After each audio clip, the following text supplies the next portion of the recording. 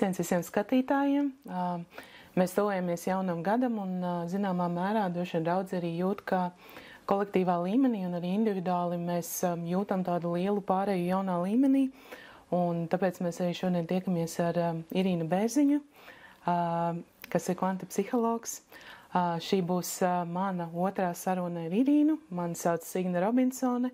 Šobrīd es vadu retrītu un arī strādāju pie jaunas platformas. Savukārt, pirmo reizi ar Irīnu mēs tikāmies pirms aptuveni pusotra gada, kad ierakstījām vispār mūsu pirmo video. Tas bija vēl pirms mūsu Instagram laiviem un visa pārējā. Un es atceros toreiz, kad mēs ierakstījām, tad mēs vēl nosmējāmies, nu labi, pirmie kucēnas līdzināmi. Bet tagad šīm video jau ir vairāk par 5000 skatījumiem, ir gandrīz 200 laiki, ir daudz komentāri un komentāri arī tādi, ka tiešām cilvēkus daudzus uzrunāja tādā dziļākā līmenī, un tie, kuri nav noskatījušies, noteikti var doties uz YouTube un noskatīties arī mūsu pirmo sarunu. Bet tā kā toreiz un tagad ir daudz kas mainījies, jo es atceros, toreiz tu strādāji WhatsAppā, un pēc tam tu pārgāji arī uz Zoomu, bet tagad mēs jau tiekamies tavā kabinetā, kur tu pieņem klientus klātienē. Un tāpat tās arī vakar un šodien tev bija jau online webināri, jau ilgāku laiku tu vādi online apmācības arī grupās, ir bijuši arī klātienes pasākumi, un tu visu laiku mācies. Tad, kad mēs pirms vakardien sazvanījāmies pirms šīs sarunas, tu teici, un tagad es mācos to, un to es teicu, nu, protams, tu visu laiku mācies, visu laiku audz, un šo sarunu inicēji tu, vai ne, jo par šo laiku ir daudz kas noticis un ir kaut kādas lietas, ar kurām arī gribās dalīties un par ko mēs arī parunāsim, bet varbūt tā kā iesākumā, pirms mēs ieejam dziļāk tādās nopietnās tēmās, varbūt var pastāstīt, kā tev liekas, kas tev pašai ir mainījies par šo pusotru gadu? Man ir ļoti liels prieks būt šeit. Un tā kā toreiz, pusotru gadu atpakaļ, tā saruna bija kā pirmais kucēns, tad šo te arī, šo būšanu šeit un tagad mēs arī varam nosaukt kā tādu vēl vienu no kucēniem, jo man vienmēr ir bijis tāds tā kā vēlme un tāda sapnis varbūt izveidot un tieši tādu interviju klātienē. Jā. Un es esmu ļoti priecīga un pateicīga, ka tu esi piekritusi, jā, jo uz doto brīdi, nu, tā kā es ļoti tev uzticos, un mums ir arī kopēji mērķi, un varbūt arī tas ceļš ir ļoti līdzīgs, ja mēs daram katrs ļoti līdzīgas lietas, un tāpēc tas tā kā runāt ar savējo un par kaut kādām lietām, kas cilvēkiem noteikti būs nepieciešamas, vajadzīgas un kas palīdz pa lielam noturēties, iegūt atbalstu un varbūt vairāk savienoties ar sevi šajā periodā, šajā laikā, kurā mēs dzīvojam, ir ļoti interesanti, reizē bailīgi un varbūt nesaprotami, bet šī ir daļa no mūsu ceļa, daļa no mūsu dzīves, un mēs visi esam nākuši šajā periodā un laikā, lai izdarītu to, ko līdz šim pirms mums nav neviens izdarījis. Ja? Un tāpēc mums arī tāda ir īpaša atbildība, kaut gan visi saka, ka ir ļoti grūti, ļoti smagi, briesmīgi un visādi citādi. Es abrīnoju patiesībā šo laiku, jo mums ir dots unikāla iespēja izdzīvot vienā dzīvē vairākas dzīves. Un tas izpaužās, piemēram, nemitīgas darba maiņas, sevis pazaudēšana, sevis atgūšana, šķiršanās, kāzas, bērni un dažādas citādas situācijas. Un tad, kad mēs saprotam, ka vienas dzīves laikā var tik daudz notikt, it kā mūsu cilvēka psihē tas ir kaut kas wow, bam, bet ja mēs skatāmies arī no dvēseles viedokļa un vispār no visa notiekošā, man liekas, ir riktīgi, vērtīgi, svētīgi, ar kādu ātrumu un ar kādu evolūciju mēs vispār varam kaut ko šeit tādu sasniegt un kā mēs maināmies. Jo, piemēram, pirms pusotra gada, tu pareizi teici, es sāku ar WhatsApp zvaniem, tie pat nebija video zvani, ik pa laikam video. Un tagad tas viss ir pieaudzis un izvērties līdz tam brīdim, kad man ir arī klātienes sesijas. Es intensīvi arī ir cilvēkiem piedāvāju apmācības, kursus, webinārus un tās transformācijas, kas vispār ir iegriezušās. Un tā kā es ar savu to enerģiju, zināšanām un informāciju, kas man ir, es varu dalīties ar citiem, un tas arī ir viens no maniem uzdevumiem. Un ceļiem, un pa lielam, jo vairāk es atdodu, jo vairāk tā kā, es atkal varu apgūt un atkal dalīties tādā veidā, notiek nepārtraukta cikliska miedarbība ar pasauli. Un es zinu, ka tas ir mans ceļš, un es nevaru savādāk. Un tad, kad tu apzinies šo savu nosacīto misiju, tad no vienas puses ir mierīgi, ja, bet no otras puses tā ir ļoti liela atbildība. Un jo vairāk, jo tālāk es eju, jo lielāka tā platforma un tā miedarbība ar cilvēkiem top.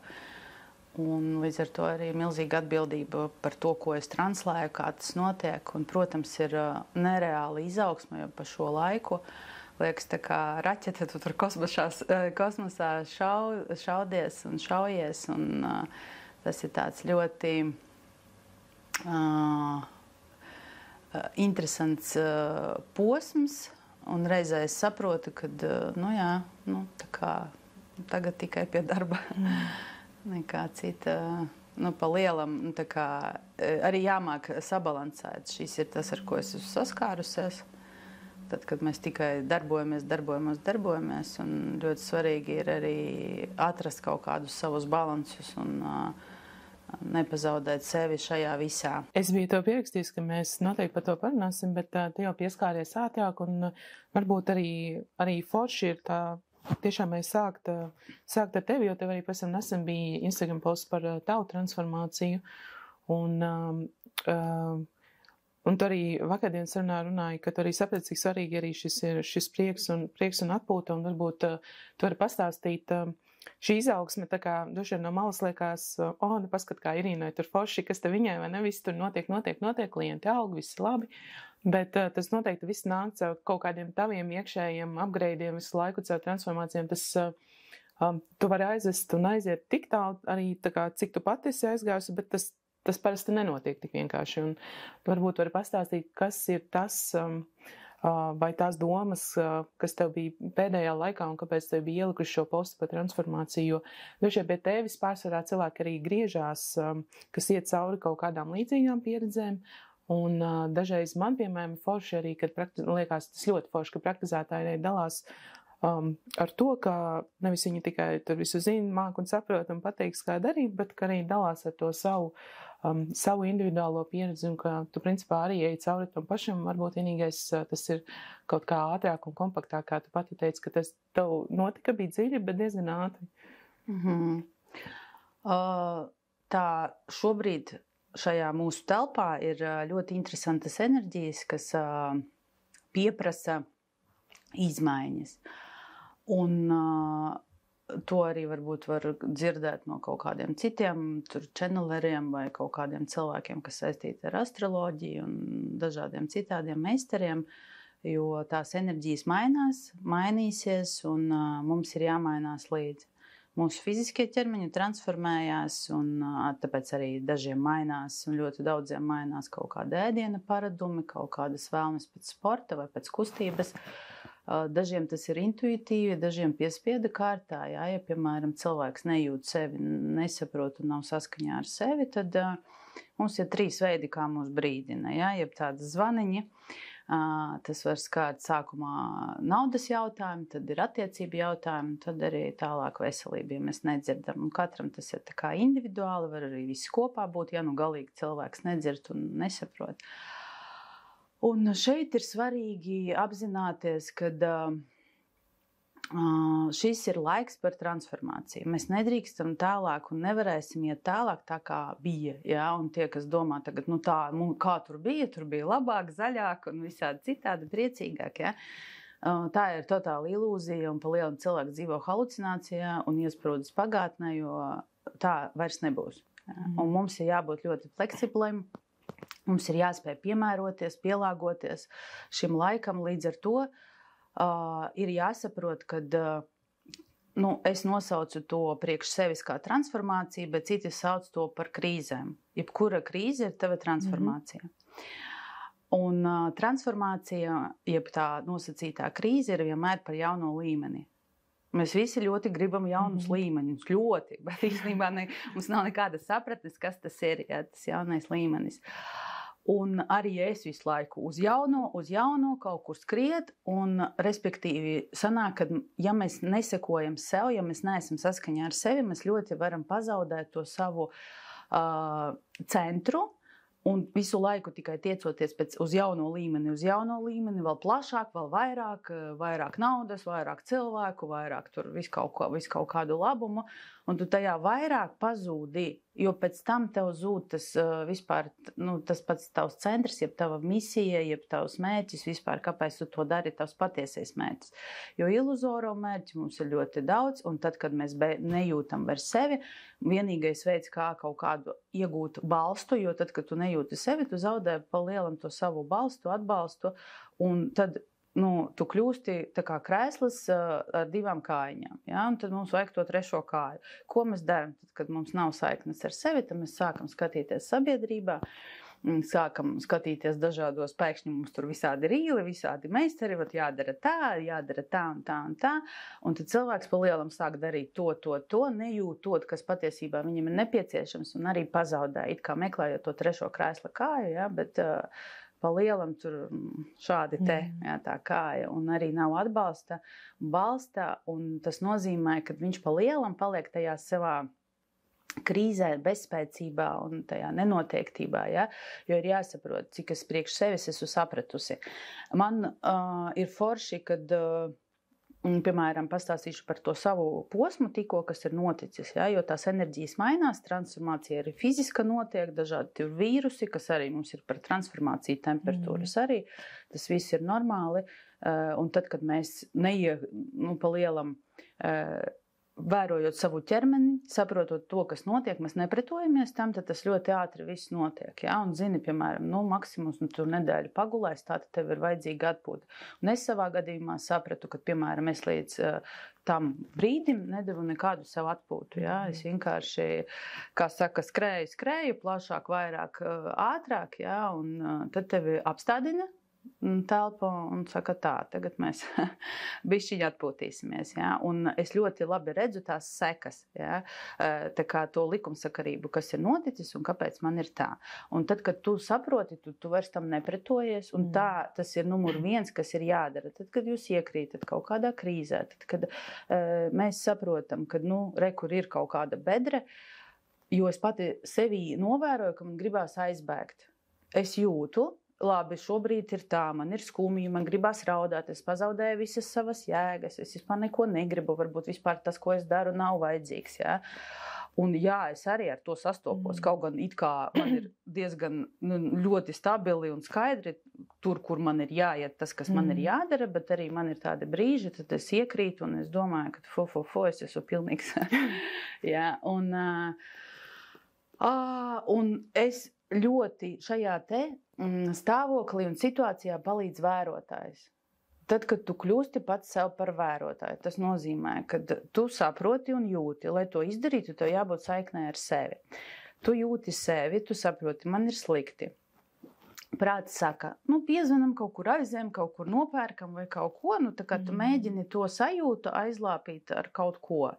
Un tajā brīdī jāpasaka savu stop un jāļauj pabūt tajā sajūtā. Jāļauj pieskārties tām nosacīti nepatīkamajām sajūtām, ja, nepatīkamajām varbūt tādām emocijām, kas mūsos tur ir. Un tad, kad mēs tur nebēgam, tad, kad mēs ļaujam tam notikt, tas viss sāk ļoti skaisti pakoties kā tāda sēkliņa un izrādās, ka tur tas un tas un tas. Un jo mazāka pretestība, jo ātrāk tas viss nosacīti beidzās, ja iztransformējās. Un tajā brīdī, tad, kad es tikko nesen biju, man bija fiziskā transformācija, tad man bija emocionāli mentālā, jā, tad es pazaudēju visas savas jēgas. Un arī tas jaunais līmenis ir par to, kad mēs pazaudējam visas savas jēgas, jā, un mūsu visas konstrukcijas pabrūk. Sabrūk. Un līdz ar to arī pazūd tie mērķi, un tu nesaproti, tu esi tā kā tāds telpā, tā kā nezinītis. Ja? Un tajā brīdī ir ļoti svarīgi atļaut tam būt. Jo, pēc saviem klientiem un arī sevis es ļoti novēroju, ka ļoti grūti ir izturēt sevi. Sevi tajā, jeb sevi ievainojamībā. Jo mūs no bērnības audzina, ka mums ir jābūt stipriem, nedrīkst pīkstēt, čīkstēt, jāsaņemās un tikai uz priekšu. Jā. Bet patiesā dzīve un attiecības ar sevi ir par ievainojamību. Tad, kad tu ļauj sev būt ievainojams, tad, kad tu esi gatavs dalīties ar to, tad, kad tu saki, ok, es esmu tāds, un tur neko nevajag mainīt. Jo mēs visi esam pieraduši mainīt kaut ko, un nāk cilvēks, saka, es negribu šito sevī, tādu īpašību. Ja? Un tad, kad tas nozīmē, ka ir pretestība un kaut kādu daļu, tas cilvēks nepieņem sevi. Un tad, kad mēs nepieņemam kādu sevis daļu, tas nozīmē, mēs cīnamies. Un tad, kad mēs cīnamies, mēs vienmēr zaudēsim. Tas ir likums. Un tas cikls, viņš var tā kā iegriezties nepārtraukti, un no viņa vispār nav izējas, ja mēs turpināsim cīnīties un neļaut sev izdzīvot tās sajūtas. Ja. Un tāpēc ļoti svarīgi ir, zinot to, ka jaunais līmenis ir, viņš pilnīgi pieprasa to, lai tās konstrukcijas būtu sabrucinātas, lai tās visas tavas līdzšinēji tavi ceļi vai kaut kādi tās vērtības arī tiktu kaut kādā ziņā pamainītas. Jo tad, kad notiek krīze, tas nozīmē, ka tu esi gatavs jaunajam līmenim, jau ir gatavība, tu jau esi tajā. Un vienā no saviem klātienes pasākumiem es stāstīju, kad, manuprāt, izdevies ļoti veiksmīgs salīdzinājums, ka mēs esam tādas kā 12 stāvu mājas, varbūt ir vairāk, 24 un tie stāvi, ja? Un katrā stāvā notiek kaut kādi attiecīgie procesi, bet mēs esam visa tā māja. Un parasti prāta līmenī mēs tikai tur risinam 3. stāvā to savu nosacīto problēmu, mums liekas, kur es tur atrisināju kaut ko, un tagad es 4. bet mēs neaptveram to, ka tas skar visu to ēku kā tādu. Ja vienā stāvā tur nosacīti truba pārplīsus, tātad tas viss skars visu ēku ar laiku. Ja? Un šis arī ir par to kvantu psiholoģiju kā tādu, kā tādu telpu, kā tādu principu. Ja? Pa lielam ir jāsaprot, ka mēs esam liela veselums. Ja? Un veselums ietver sevī visas arī savas daļas, visas savas negatīvās daļas, visas savas pozitīvās daļas, sociāli nepieņemtās, visas mūsu ēnas puses, to, ko sabiedrība saka, fuj, slikti, tā nedrīkst. Ja? Un tad, kad mēs iemācāmies tā slikti, tā nedrīkst, tad mēs automātiski daram, ar mani kaut kas nav kārtībā. Bet pa lielam ir jāsaprot, ka ar tevi jau tagad viss ir kārtībā. Un tad, kad mēs iestādīsim sevī šo jauno sēkliņu, un man jau tagad viss ir kārtībā, jā, man ir jāstrādā ar to un to un to, un mūsu tā izaugsme un evolūcija, viņa nekad neapstāsies. Tas nekad nebeigsies. Jā. Tā nosacītā pārēja, kas šobrīd notiek, mēs viņu tā fiziski mēs viņu nepiedzīvosim, taču tajā pašā brīdī saprotam, kad mēs esam šeit, mūsu uzdevums ir translēt savas enerģijas. Darīt to, kādēļ vispār tu te esi izpausties, pašizpausties. Un pašizpausme nav par kaut kādu, tagad es rīlos un Instagramā iešu un YouTube'ā, ja? Katram pašizpausme ir savādāka. Kāds, piemēram, māk gleznot, kāds māk ļoti skaisti grebt karotes, kāds māk adīt, kāds māk rakstīt grāmatas. Un tas arī ir mūsu uzdevums. Tu arī pieminēji šo nezināmo, un es atceros, ka pirms gada esot Joe Dispenzas retrītā, visu, ko viņš teica, ka tā kā viss, kas mums ir jāiemācās, principā ir uzticēties un paļauties nezināmajam. Tā kā būt mierā to nezināmo, jo man liekas, mēs nākam mēs esam pirmā paudze, kā tu arī, man liekas, pieminēji, kas tā kā tiešām beidzot strādā ar savām dzimtas lietām, ar kolektīvajām lietām, notiek šī pāreja no tā, kā teica sabiedrība, teiksim, tur dusmoties ir slikti, un tagad mēs esam pirmie, kas mācās pieņemt to, ka mēs drīkstam arī, piemēram, dusmoties vai tur būt bēdīgi vai nolaukt savas robežas, bet es zinu arī pati no sevis, ka tas nezināmais, tā ir tāda, var teikt, visbailīgākā vieta, jo tad, kad tas vecais sabrūk un tas jaunais vēl nav, tur ir tāds anglisks void, tāds tukšums, šis nezināmais, un tad ir tāds, man to jāsaplāno, ko es darīšu, jo tā kā tu teici, tad jāskrien uz veikalu, kaut kas jāpēd, vai tu nezinu, varbūt Instagrams jāpaskatās, kā vispār cilvēkam būt ar to nezināmo, jo man liekas, tā kā tas ir vislielākais diskomforts, vismaz priekš manis, kad es esmu tajā, tā kā, kā tagad, un nav īsti informācijas, un man jābūt tajā tukšumā. Jo patiesībā tukšums nav tukšums. Tas ir viens, un ļoti interesanti papētīt vispār. Bet nenoteiktība, es saucu to par nenoteiktību, ir mūsu otrais es, jeb ar viņu ir jāsadraudzējās. Jo šobrīd enerģijas un arī būs turpmāk tā, ka mums nebūs vispār nekas zināms. Vienīgais, kas mums ir, vienmēr būs, ir viens solis zināms uz priekšu un viss. Jo, piemēram, tad, kad mūs tur vecāki audzināja, ja, un agrākos laikos bija tā, tagad es tur uzvaru lauku, un tagad es jau zinu, tur pēc 10 gadiem man tur tas, un tā kā izmācies, aizēju uz kaut kādu tur darbu, un tad tev iedod dzīvokli, un tad tur viss ir tā kā izplānots, un par reku ņem un darbojas, ja. Un tādā veidā mēs it kā iemācījāmies nosacīt to drošības sajūtu. Un ļoti daudz cilvēkus, kāpēc tas trigero, tāpēc, ka tur nav nosacīti drošības, jo mūsu šūnās no dzimtas nāk, ka mēs esam pieraduši, kad rekur tas būs tas un tas rītā man būs darbs, bet patiesībā, ja mēs tagad tā padomājam reāli, mēs nezinām, kas būs rīt, mēs nezinām, vai vispār mēs rītā pamodīsimies. Ja? Un līdz ar to mēs uzburam savu ilūziju, kad jā, kaut kad tur būs. Un tā ilūzija liedz mums dzīvot šeit un tagad. Un vienīgais patiesais, kas ir iespējams, ir dzīve šeit un tagad. Tas, ka tu esi procesā, tu esi klātesošs, tu esi apzināts, un tas nozīmē tikai tad tu vari pieņemt skaidrus lēmumus un izdarīt savādākas izvēles nekā iepriekš. Jo tad, kad tu dzīvo pagātnē vai tu dzīvo nākotnē, tas nozīmē, ka tevis šeit nav, un tu darbojies pēc vecās schēmas, ko mums tur prāts ir sazīmējis, jeb kā es iepriekš mācēju.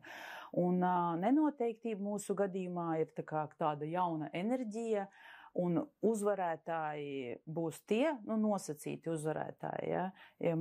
Tā kā vieglāk būs tiem cilvēkiem, kas iemācīties sadraudzēties ar to nenoteiktību. Tas nozīmē, zinot to, ka man vienmēr ir viens solis, es sajūtu šajā brīdī, kaut gan tas var būt, piemēram, neloģiski, bet man ir impulsi izdarīt kaut ko. Es jūtu un es to izdaru. Svarīgi ir darīt. Neviena sesija vairs praksē, kurs, da jebkas kaut kādas iekšējās darbības, tur personības paplašināšanās vairs nestrādās, ja mēs nesāksim darīt.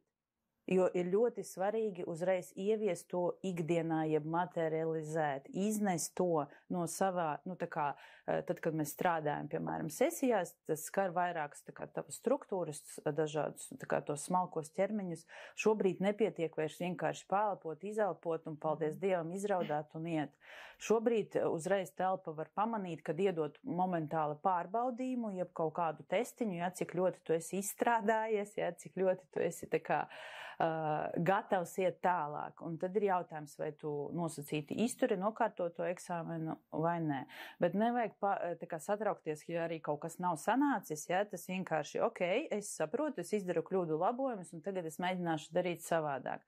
Jo te nav, jāsaprot, ka te nav ciešanas, te nav sāpes, bet te ir interese, kā es vēl spēju savādāk. Kā es drīkstu un kāda es varu būt, tad, kad es esmu nenoteiktībā. Kā tas ir, un tad tu sāc sevi pētīt, un tad sanāk, ka mainās fokus. Jo nenoteiktība prātam ir, man nav konstrukciju, es neko nezinu, un tā ir nedrošība. Un līdz ar to, ja mēs viņu ielaižam, nosacīti, ja, tad sanāk, veidojās, mēs varam iedzīvoties trauksmē ļoti spēcīgā, un tad tālāk mums tur panikas laika, mums veģetīvās distonijas, viss tur sveiki, ja. Bet nenoteiktība, patiesā nenoteiktība un izēja no tās saprast, šobrīd ir tā, es viņai nepretojos, jebkura situācija ir sajūta. Un tad, ko es jūtu tajā nenoteiktība? Man ir trauksme. Paskaties tajā trauksmē. Tad, kad mēs sākam skatīties savā sajūtā, mēs sākam apzināties, ka tur nemaz nav tik traki, jo patiesībā trauksme arī ir viena no tavām daļām, kas saka, draudziņi, paskaties uz mani, man vajag tavu palīdzību, man vajag tavu uzmanību. Bet tad, kad mēs negribam viņā skatīties, mēs viņu stumjam projām, un viņai nekas cits neatliek kā pieaugt, izraisot vēl lielāku to sajūtu, jo tas ir vienīgais veids, kā tu vari viņu pamanīt. Tad, kad tu iemācies šos pamatlikumus, jo šobrīd mainās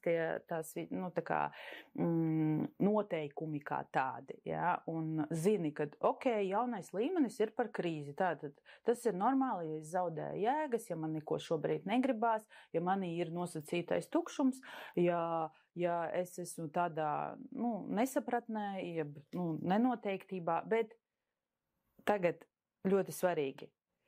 Tā kā mums katram ir mūsu augstākais es, absolūts dievs, kā mēs viņu saucam, nav nozīmes, zināt, ka tu pats sevi no nākotnes nekad neatstāsi bez zīmēm, nekad neatstāsi bez vadības. Un tajā brīdī vislabākais, tad, kad mēs saskaramies ar nenoteiktību, ir atslābināties. Šobrīd tas tā notiek. Un tad, kad tu atslābinies, tad tu pēkšņi, vispār gribās man tagad. Varbūt kādu brīdi vispār neko negribās, atļaujam neko negribēt, jo tā arī ir programma perfekcionisms, ka mums tagad atkal kaut kur jāskrien, atkal kaut kas ir jādara, kaut kur jāizlāpa, nedod Dievs tas tukšums un kaut kāda tāda sajūta sava, kas nav, tā nedrīkst būt, Un tad, kad mēs saprotam un sajūtam, kas notiek, tad mēs arī varam pa lielam izbaudīt šo nenoteiktību, par ko tas ir un papētīt sevi. Zinu, ko es vēl tev gribēju izjautāt par krīzi, jo tikko sabiedrība arī pāršauca šī pašnāvības vēsts par Timu un kas man likās arī svarīgi par šo domājot, ka tātad cilvēki jau nonāk līdz tādiem galējiem stāvokļiem, un arī pie tevis es zinu, ka tad nāk cilvēki, kas tiešām strādā savu pašizaugsmi, un viņi strādā, aug un strādā šīm programmām, un tad ir cilvēki, kas nāk pie tevis arī varbūt kā pie pirmās, vai pie tevis, kur neviens cits nav palīdzējis, jau tiešām tādos, smagos stāvokļos, un tad šī ļoti mainīgajā un dinamiskajā laikā, kur man liekas, mēs visu laiku ejam cauri krīzēm, kas tavuprāt ir kas ir tās zīmes, kad, būtu laiks pavērsties atkal uz sevi un pastrādāt, nevis, lai mēs nenovelkam līdz tam, kad ir šī ļoti trakā panika vai ļoti trakā veģetīvā distonija, nerunājot par kaut ko vēl trakāku, bet kas ir tās pirmās zīmes mūsos, kad vajadzētu padomāt, varbūt man vajag pastrādāt vai palīdzību aiziet pie kāda un paskatīties sevi godīgi. Pirmā zīme ir tā, ka mēs novērojam, ka mēs atkal iekrītam vienos un tajās pašos ciklos. Tas nozīmē, tā ir tajās pašās sajūtās, tās situācijas var būt dažādas, bet, piemēram, var cilvēki dažādi tur piedalīties, vai kaut kādi apstākļi dažādi, bet sajūtas ir vienas un tās pašas. Un tas saucās par ciklu, tas nozīmē, ka tu no viņa nevari iziet, jo tu neesi neko sapratis līdz šim, un nosacīti tu pats sev piedāvā iespēju izdarīt savādāk. Bet tas ir iespējams tikai tad, kad tu apzinies sevi šeit un tagad, kad, es esmu šobrīd ar mani tas notiek, un attiecīgi arī tās pašas sajūtas, ko es, piemēram, ik pa laikam jūtu. Tad tas nozīmē, es esmu iekritis tajā ciklā, jeb citiem vārdiem runājot, manī iestrādājās trauma. Es esmu iekritis traumā. Tad, kad trauma mums ir notikusi, piemēram, 4 gadiņos, tas nozīmē, un es tur, mana reakcija attiecīgajā brīdī bija, piemēram, paklusēt. Tādā veidā ķermenis ieraksta klusēt, tātad tas ir droši. Nākamais tur 6 gadi, atkal kaut kāds notikums, un tad dari tāpat klusēt, tas ir droši. Tātad vienreiz klusēt droši, otrreiz klusēt droši, tas nozīmē, es izdzīvoju. Mūsu smadzenēs sāk strādāt reptīlā daļa, tas nozīmē par izdzīvošanu, un tad, kad ir ieraksts reku klusēt vienlīdzīgs izdzīvošanai, tas nozīmē, ka mēs tagad darīsim visu laiku tāpat. Un tev, piemēram, tur 40, 50, tu vēl joprojām priekšnieks uz tevis, piemēram, bļauj, pacel balsi, un tu vēl joprojām klusē. Un tas nozīmē, ka ir atkal tas pats cikls, kurā tu nespēji rast tā kā citādu risinājumu. Un patstāvīgi cilvēks, ja ļoti spēcīga trauma, to izdarīt nevar, jo mūsu psihe nav pašnāvnieks. Viņa vienmēr saglabās un nodrošinās mums tā kā maksimālo drošības sajūtu, un tur labāk neiet un piedāvās, piemēram, ja tu pats mēģināsi kaut kādas situācijas tur atšķitināt vai atcerēties, piedāvās jau kādu citu, bet ne tikai to sākotnējo saknīt, ja. Un ir ļoti svarīgi atrast kaut kādu savu pavadoni vai cilvēku terapeitu, kas tev var izvest, parādīt, un ir svarīgi nevis tikai ieraudzīt to, bet iedot arī savu resursu, jeb atrast to kāju, jo uz doto brīdi, piemēram, tava konstrukcija klusē, tā trešā kāja, viņa strādā, jo tu pa lielam esi dzīvs. Un labā ziņa, ka mēs visi tie, kas tagad skatās, un arī mēs izdzīvojam, lai kā, un līdz ar to daļēji mūsu stratēģijas ir pareizes. Jo mēs tā mākam, bet tad, kad mēs dzīvojam, saskaramies ikdienā ar attiecīgām situācijām, mēs gribam savādāk, bet mēs nevaram. Un tieši tas arī tā ir sajūta, kad es gribētu savādāk. Kāpēc es tā izdarīju? Ja? Bet nevaru, ja? Gribu, bet nevaru.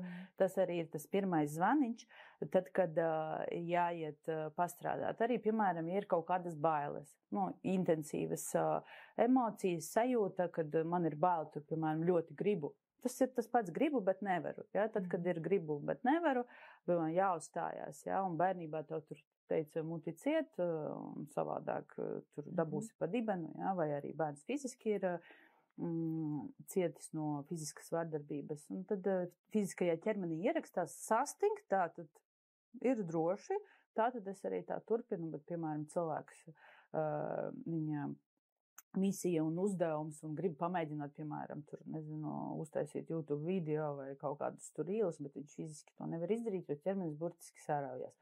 Jeb tā arī ir viena no reakcijām un indikācijām, tad, kad mēs sajūtam sajūtas ķermenī.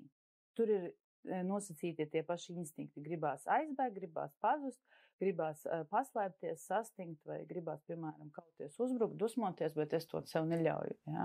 Tas nozīmē, ka ir īstais, ja? Un ar to var ļoti vērtīgi pastrādāt un arī ļoti iegūt fantastiskus rezultātus. Jo jebkurai traumai, jebkurai situācijai ir uzdevums mēs pa lielam iegūt savu jaunu resursu, iegūt savu jaunu enerģiju, apmācīt sevi, darīt savādāk. Ja? Un tad, kad dvēselē, piemēram, uzdevums, dvēselē saka, mācīšos tad iekšējo spēku savu, protams, ar ko tu saskaries, visi tevi tur moka, visi tevi sita, tad tādā veidā it kā caur negatīvo, ja? Jo es gribu arī pateikt, ka ja mums ir jāsāk mācīties, izvairīties no vērtējuma. Nav nekas slikts, nav nekas labs. Viss, kas ar mums ir bijis, viss ir pareizi. Viss, kas notiek pasaulē, viss ir pareizi, viss ir balansā. Tas ir tas pats, kas, piemēram, man ir viens cilvēks, kas saka, es beidzu sportot, tāpēc, ka, negribu, viss apnika, ja? Tikpat atnāk otrs, saka, es tikko sāku sportot. Līdz ar to tiek ievērots perfekts balans. Un tad, kad mums sakam, nē, pasaule nav pareiza, Dieviņš tur kaut ko ne tā izdarīs, ja? Un kas te notiek, kaut kādi kari un tur pašnāvības un nezinu kas, tas nozīmē, ka mums ir pretestība, mums ir nepiekrīšana. Un tad, kad mēs nepiekrītam, mēs atkal iekuļamies tajā pašā stāstā, ja, tad, kad mēs sākam strīdēties ar pašu Dievu. Un debesis nest uz saviem pleciem ir ļoti grūti. Ja. Ļoti forši, ka tu tam pieskāries, jo tajā pasaulē slikta pasaule nav pareizi, jo es diezgan daudz arī pēdējā laikā esmu dzirdējusi īpaši no tādiem cilvēkiem, kas ir ļoti empātiski, kas jūt arī ne tikai sevi, vēl citus cilvēkus, un tad ka viņiem ir ļoti grūti, un ka viņi negrib te būt, vai ka neviens viņus nesaprot, un ka viņi ir tik ļoti atšķirīgi, un ka ir tik ļoti grūti, un tagad runājot par to, ka jā, šī sajūta, tā kā vainot Dievu un kad viss ir netaisnīgi. Kas ir tas, ko tu teiktu tiem cilvēkiem? Jo es zinu, viņi nav daži, viņi īpaši tie cilvēki, kas tā kā arī viņus sauc sevi par zvaigžņu dvēselēm, vai ko viņi ienāk tādi tiešām ļoti, ļoti empātiskāki un tādi, bet viņiem šeit ir ļoti grūti, un tad tāds es negribu te būt, bet tu jau te esi, tā tad tev ir jābūt, te ir kaut kāds uzdevums, vai ne? Jā. Tad, kad mēs te negribam būt, bet mēs te esam, tas nozīmē, ka nāvīte nav atnākusi vai nu dvēsele nav gatava. Nāve notiek tikai tad, kad atnāk nāves enerģija un dvēsele saka, ok, tad ir tā kā vadiņa saslēgums. Ja? Tā ir tā gatavība. Arī, piemēram, mēs varam teikt par pēdējo to notikumu, ja? Kaut kādu iemeslu dēļ ir tas noticis, ja? Un cilvēks tā ir izvēlējies. Un slikti tas vai labi, to mēs vispār nevaram spriest, jo tiklīdz mēs kādu sākam noniecināt, tiklīdz mēs sākam kādu vērtēt, mēs reāli paņemam tā cilvēka karmu. Ļoti svarīgi ir, jo mēs no malas mums izskatās, vai cik labi, vai tur jaunas mašīnas un vīri skaisti un bērni sapucēti, saglaudīti, ja? Bet jūs tiešām nezināt, kas notiek tā cilvēka sirdī, dzīvē, patiesībā aizkulisēs. Dienā tam mēs esam, mīlulīt, bučojamies, ja? Bet īstenībā vakarā viņi sēž un žņauc viens otru vienkārši. Ja? Un tas ir nekad, tas ir pirmais likums, ja jūs gribat saglabāt to savu veselumu savā dzīvē, nevajag apskaust cilvēkus, nevajag viņus vērtēt, jo jo kas notiek tad, kad mēs vērtējam? Tur Anna tur kaut ko izdarīja ne tā ārpēc, kā viņa vispār tā var, viņa tur visu laiku kaut ko, piemēram, uzstājās, fuj, un kaut ko vēl tur vēsta, ja? Bet mēs jau nezinām patiesos tā cilvēka motīvus, ja?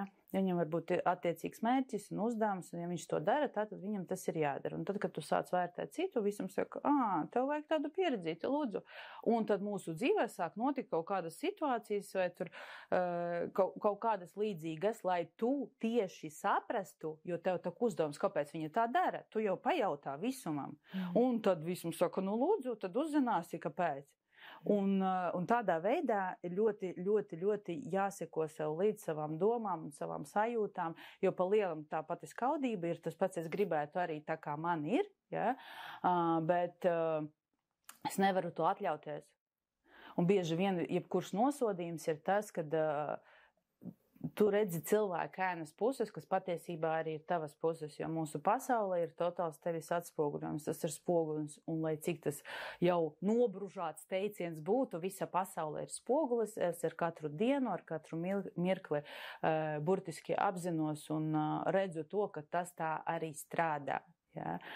Un attiecībā, kas bija jautājums?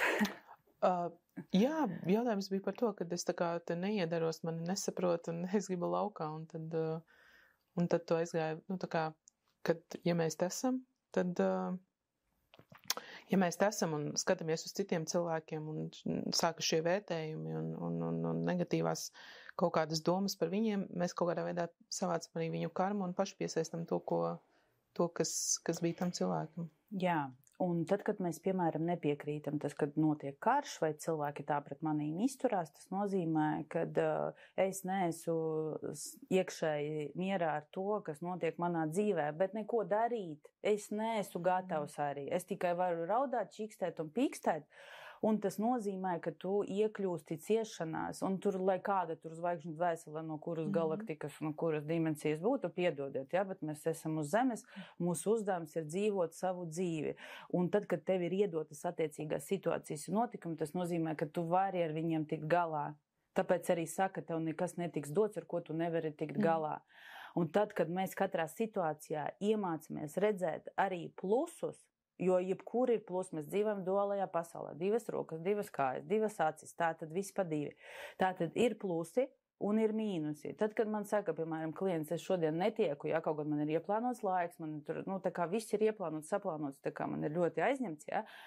Es nesaku ārpēc, ko man tagad Dievs tad nodarīs, ja? Es saprotu, labi, ja viņš netiek, ko es varu darīt vietā. Un tad, kad es atslāpstu tajā situācijā, man atnāk pēkšņi cilvēks, tu nevari man ātri paņemt, ja? Piemēram, vai kaut kādas, tad tu sameklē, atslābinoties, tas nozīmē, tu piekrīti, ka tas šobrīd tā notiek, un vai tu, piemēram, tajā brīdī vari pavadīt laiku vairāk ar savu bērnu, ja? Vienmēr ir plusi. Un kad mums liekas, ka, viss, man tur nav naudas, man nav darba, un viss ir slikti, atceramies nenoteiktība, ja? Tas ir tas uzkārienes stāvoklis, un viens solis vienmēr ir zināms. Ok, mēs nepretojamies, nākamais solis, ko es tagad varu darīt, ko es tagad jūtu, un tad arī skatāmies. Varbūt gribās kaut ko, varbūt neko negribās. Un dažreiz mums tie soļi ir ļoti skaidri, bet mēs neko nedaram. Un vislielākā problēma ir to, ka mēs neko nedaram. Un visvienkāršākais ir atdalīties no sabiedrības un pasaules, teikt tāpēc, te grūti dzīvēs, labāk tur šitā. Tas nozīmē, ka tu tā saliec rociņus, labi, es tagad mirstu, un pa lielam, ja tas tā arī būtu ieplānots, tad noteikti tevis te vairs te nebūtu. Vēl bija interesanti, kad tu teici, ka mēs esam kā 12 stāvu mājas, kurās paralēli notiek daudz dažādi procesi, un ka varbūt tas, ko mēs pamanam, ir tikai šis 3. stāvs, un tas man likās ļoti interesanti, ka teici 3, jo angliski ar third party saka tā kā citi cilvēki. Kas nav kārtībā, ar viņiem kaut kas nav kārtībā. Un tad arī šeit runājot par to, ka cik daudz fokusa mēs aiznesam uz citiem. Un man liekas, citreiz ir, jo grūtāk iet, jo mēs vairāk vēl mēģinam aiziet tajā Instagramā vai komentāros vai citos cilvēkos. Kāpēc ir šī tāda enerģijas noplūde uz citiem cilvēkiem vai kāpēc bieži vien tā ir, ka pasaule slikta, tur priekšnieks slikts, tas, kurš uz mani sabļāva, tur klients slikts, kurš tagad atcēla, mums taču bija sarunāts. Kam ir jānotiek, lai mēs iemācītos šo shiftu no tā kā tie ir apstākļi slikti, ir citi cilvēki slikti, ar mani viss ir kārtībā, tā vietā pasījies, ok, tas notiek ar mani tātad, vai ko es no tā varu paņemt, vai kāpēc tas ar mani atkal notiek un atkal notiek un atkal notiek. Pasaulē ir tevis vien pašā atspoguļojums. Līdz ar to, tad, kad mēs negribam skatīties sevi, mēs sevi nejūtam, mēs sevi nedzirdam un visa mūsu uzmanība ir ārpasaulē un ārpasaulē atnākot attiecīgiem cilvēkiem, tas ir vienīgais veids, kā tu vari vispār saprast, kas ar tevi notiek. Jo, ja tu esi sevi un tu esi savienots ar sevi un tu saproti un kalibrē savas sajūtas, savas emocijas, tātad ārpasaulē nav jārēģē. Un līdz ar to viss tev tā gludi un mierīgi. Bet mirklī, kad mēs attālinamies no sevis, tas ir, burtiski tā tas arī strādā, tad, kad ienāk mūsu telpā cilvēks, uzkāp uz kājas, tur kaut kāds spēcīgs notikums, kas mums nosacīti izsit no līdzsvara. Visa pasaulē ir mūsu daļas. Ja mēs iemācīsimies šo te skatīties tieši tādā formā, kad viss esi tu, tas arī ir, piemēram, kvantu psiholoģija pati paredz, un tas pats arī kvantu fizika,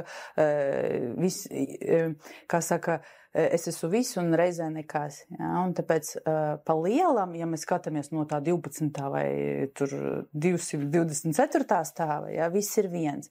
Un tas pats arī krēslis esi tu, arī tā pilspalva esi tu. Mūsu apziņa spēlē tādu kā simulāciju pati ar sevi. Un līdz ar to man ļoti patīk tas, ka, piemēram, tad, kad atnāk pie manis klients, es saku, tev būs šobrīd saruna pašam ar sevi. Un tas jau ir reizē arī nereāli dziļs dziedinājums. Jo tad, kad cilvēks sāk apzināties, kas patiesībā notiek, jo to prāta līmenī, ja, piemēram, no tā tur 4. stāva, 3. nav iespējams apzināties, jo prātam ir tikai, viņš tik redz pa logu, piemēram, ja, tur attiecīgi sunīši, kaķīši staigā koki, un tas arī viss, un no tā veidojās tā kopbildē, bet tad, kad mēs paskatāmies augstāk, izejam tajā, tur, kur ir viss un nekas, tajā līmenī, tad tur var saprast ļoti atrast ātri atbildes, kāpēc tas notiek, par ko man tas ir, ja, par ko tas uzreiz skaidrs es nepiekrītu. Ja. Jo pa lielam to pats arī var darīt cilvēks, tad, kad tu savu uzmanību virzi uz tā kā smadzeņu daivu. Ja. Un tad, kad tava uzmanība ir tur, tu esi pa taisno saslēgts ar visumu absolūtu, un tur ir visas atbildes. Bet tad, mēs spējam uzmanību savu vadīt, mūsu ķermenis ir kā tāds, man ļoti patīk tas salīdzinājums kā gaisa kuģis, tur, kur mēs varam staigāt pa visiem stāviem un skatīties, kas notiek. Mūsu ķermenis arī ir brīnišķīgs instruments, lai mēs sevi pasargātu no briesmām. Tu pat vari nezināt, kas notiek, bet tev ķermenis arī tur nevajag iet. Un tad, kad tu paklausīsi, tad tas arī, tiešām notiek. Ja? Un šī te visa tā kopsakarība, kas notiek, ja, tas veido to vienoto konstrukciju, to veselumu sajūtu. Un tad, kad tu zini, kas tu esi, tu zini, kā tas viss strādā, tad ļoti vienkārši un harmoniski var saskarties ar jebkuru situāciju. Jo tad, kad, piemēram, atnāk pie manis cilvēks un sāk kaut ko tur bļaut man virsū, un ne jau tas cilvēks it kā, man pirmkārt ir jāsaprot, ka tev nav nekāda sakara ar viņu emocijām, ja mēs tā sadalam, ja? Bet tajā pašā brīdī, kāpēc man ir jāpieredz tā situācija, par ko viņa man ir priekš manis, jo tad, kad tu sāc atgriezt to uzmanību sevi, kā es rēģēju, tad, kad viņš bļauj. Varbūt tas ir nosacīti pārbaudījums par tavām personīgajām robežām, cik daudz tu ļaus sev. Varbūt tu atkal esi iekritis savā traumā, kur tu nevari neko, un tev telpa pieprasa vai lūdz, tagad izdari savādāk, jāpasaka, jāsaliek savas robežas, jo tas pirmais, kas mums te ir jāiemācās, ka mums te ir jādara savādāk. Un ja mēs gribam izkāpt no savām nosacītajām traumām, jeb savām programmām, mums sākumā tām ir jāpiekrīt, ka tas tā ir noticis, un tikai tad mēs varam viņas sākt risināt un ieraudzīt. Zini, kas man šajā sakarā arī ienāca prātā, ka tas, ar ko es šobrīd strādāju, ir arī kaut kādas naudas lietas un finanšu lietas, un tev arī nesen bija seminārs par naudu. Un kas bija interesanti, ka līdz šim, es biju domājis, ka nauda man nemotivē, tad šajā darbā es ar sevi nonāku līdz tam, ka nauda mani motivē, un tad es eju pie tāda klasiskā, varētu teikt, finanšu kouča, kurš man palīdz vienkārši domāt par naudu nedaudz arī tādā struktūrā, jo šobrīd man nauda ir hauss. Viņa nāk un iet pašplūsmā dzīvo savu dzīvi manā laukā.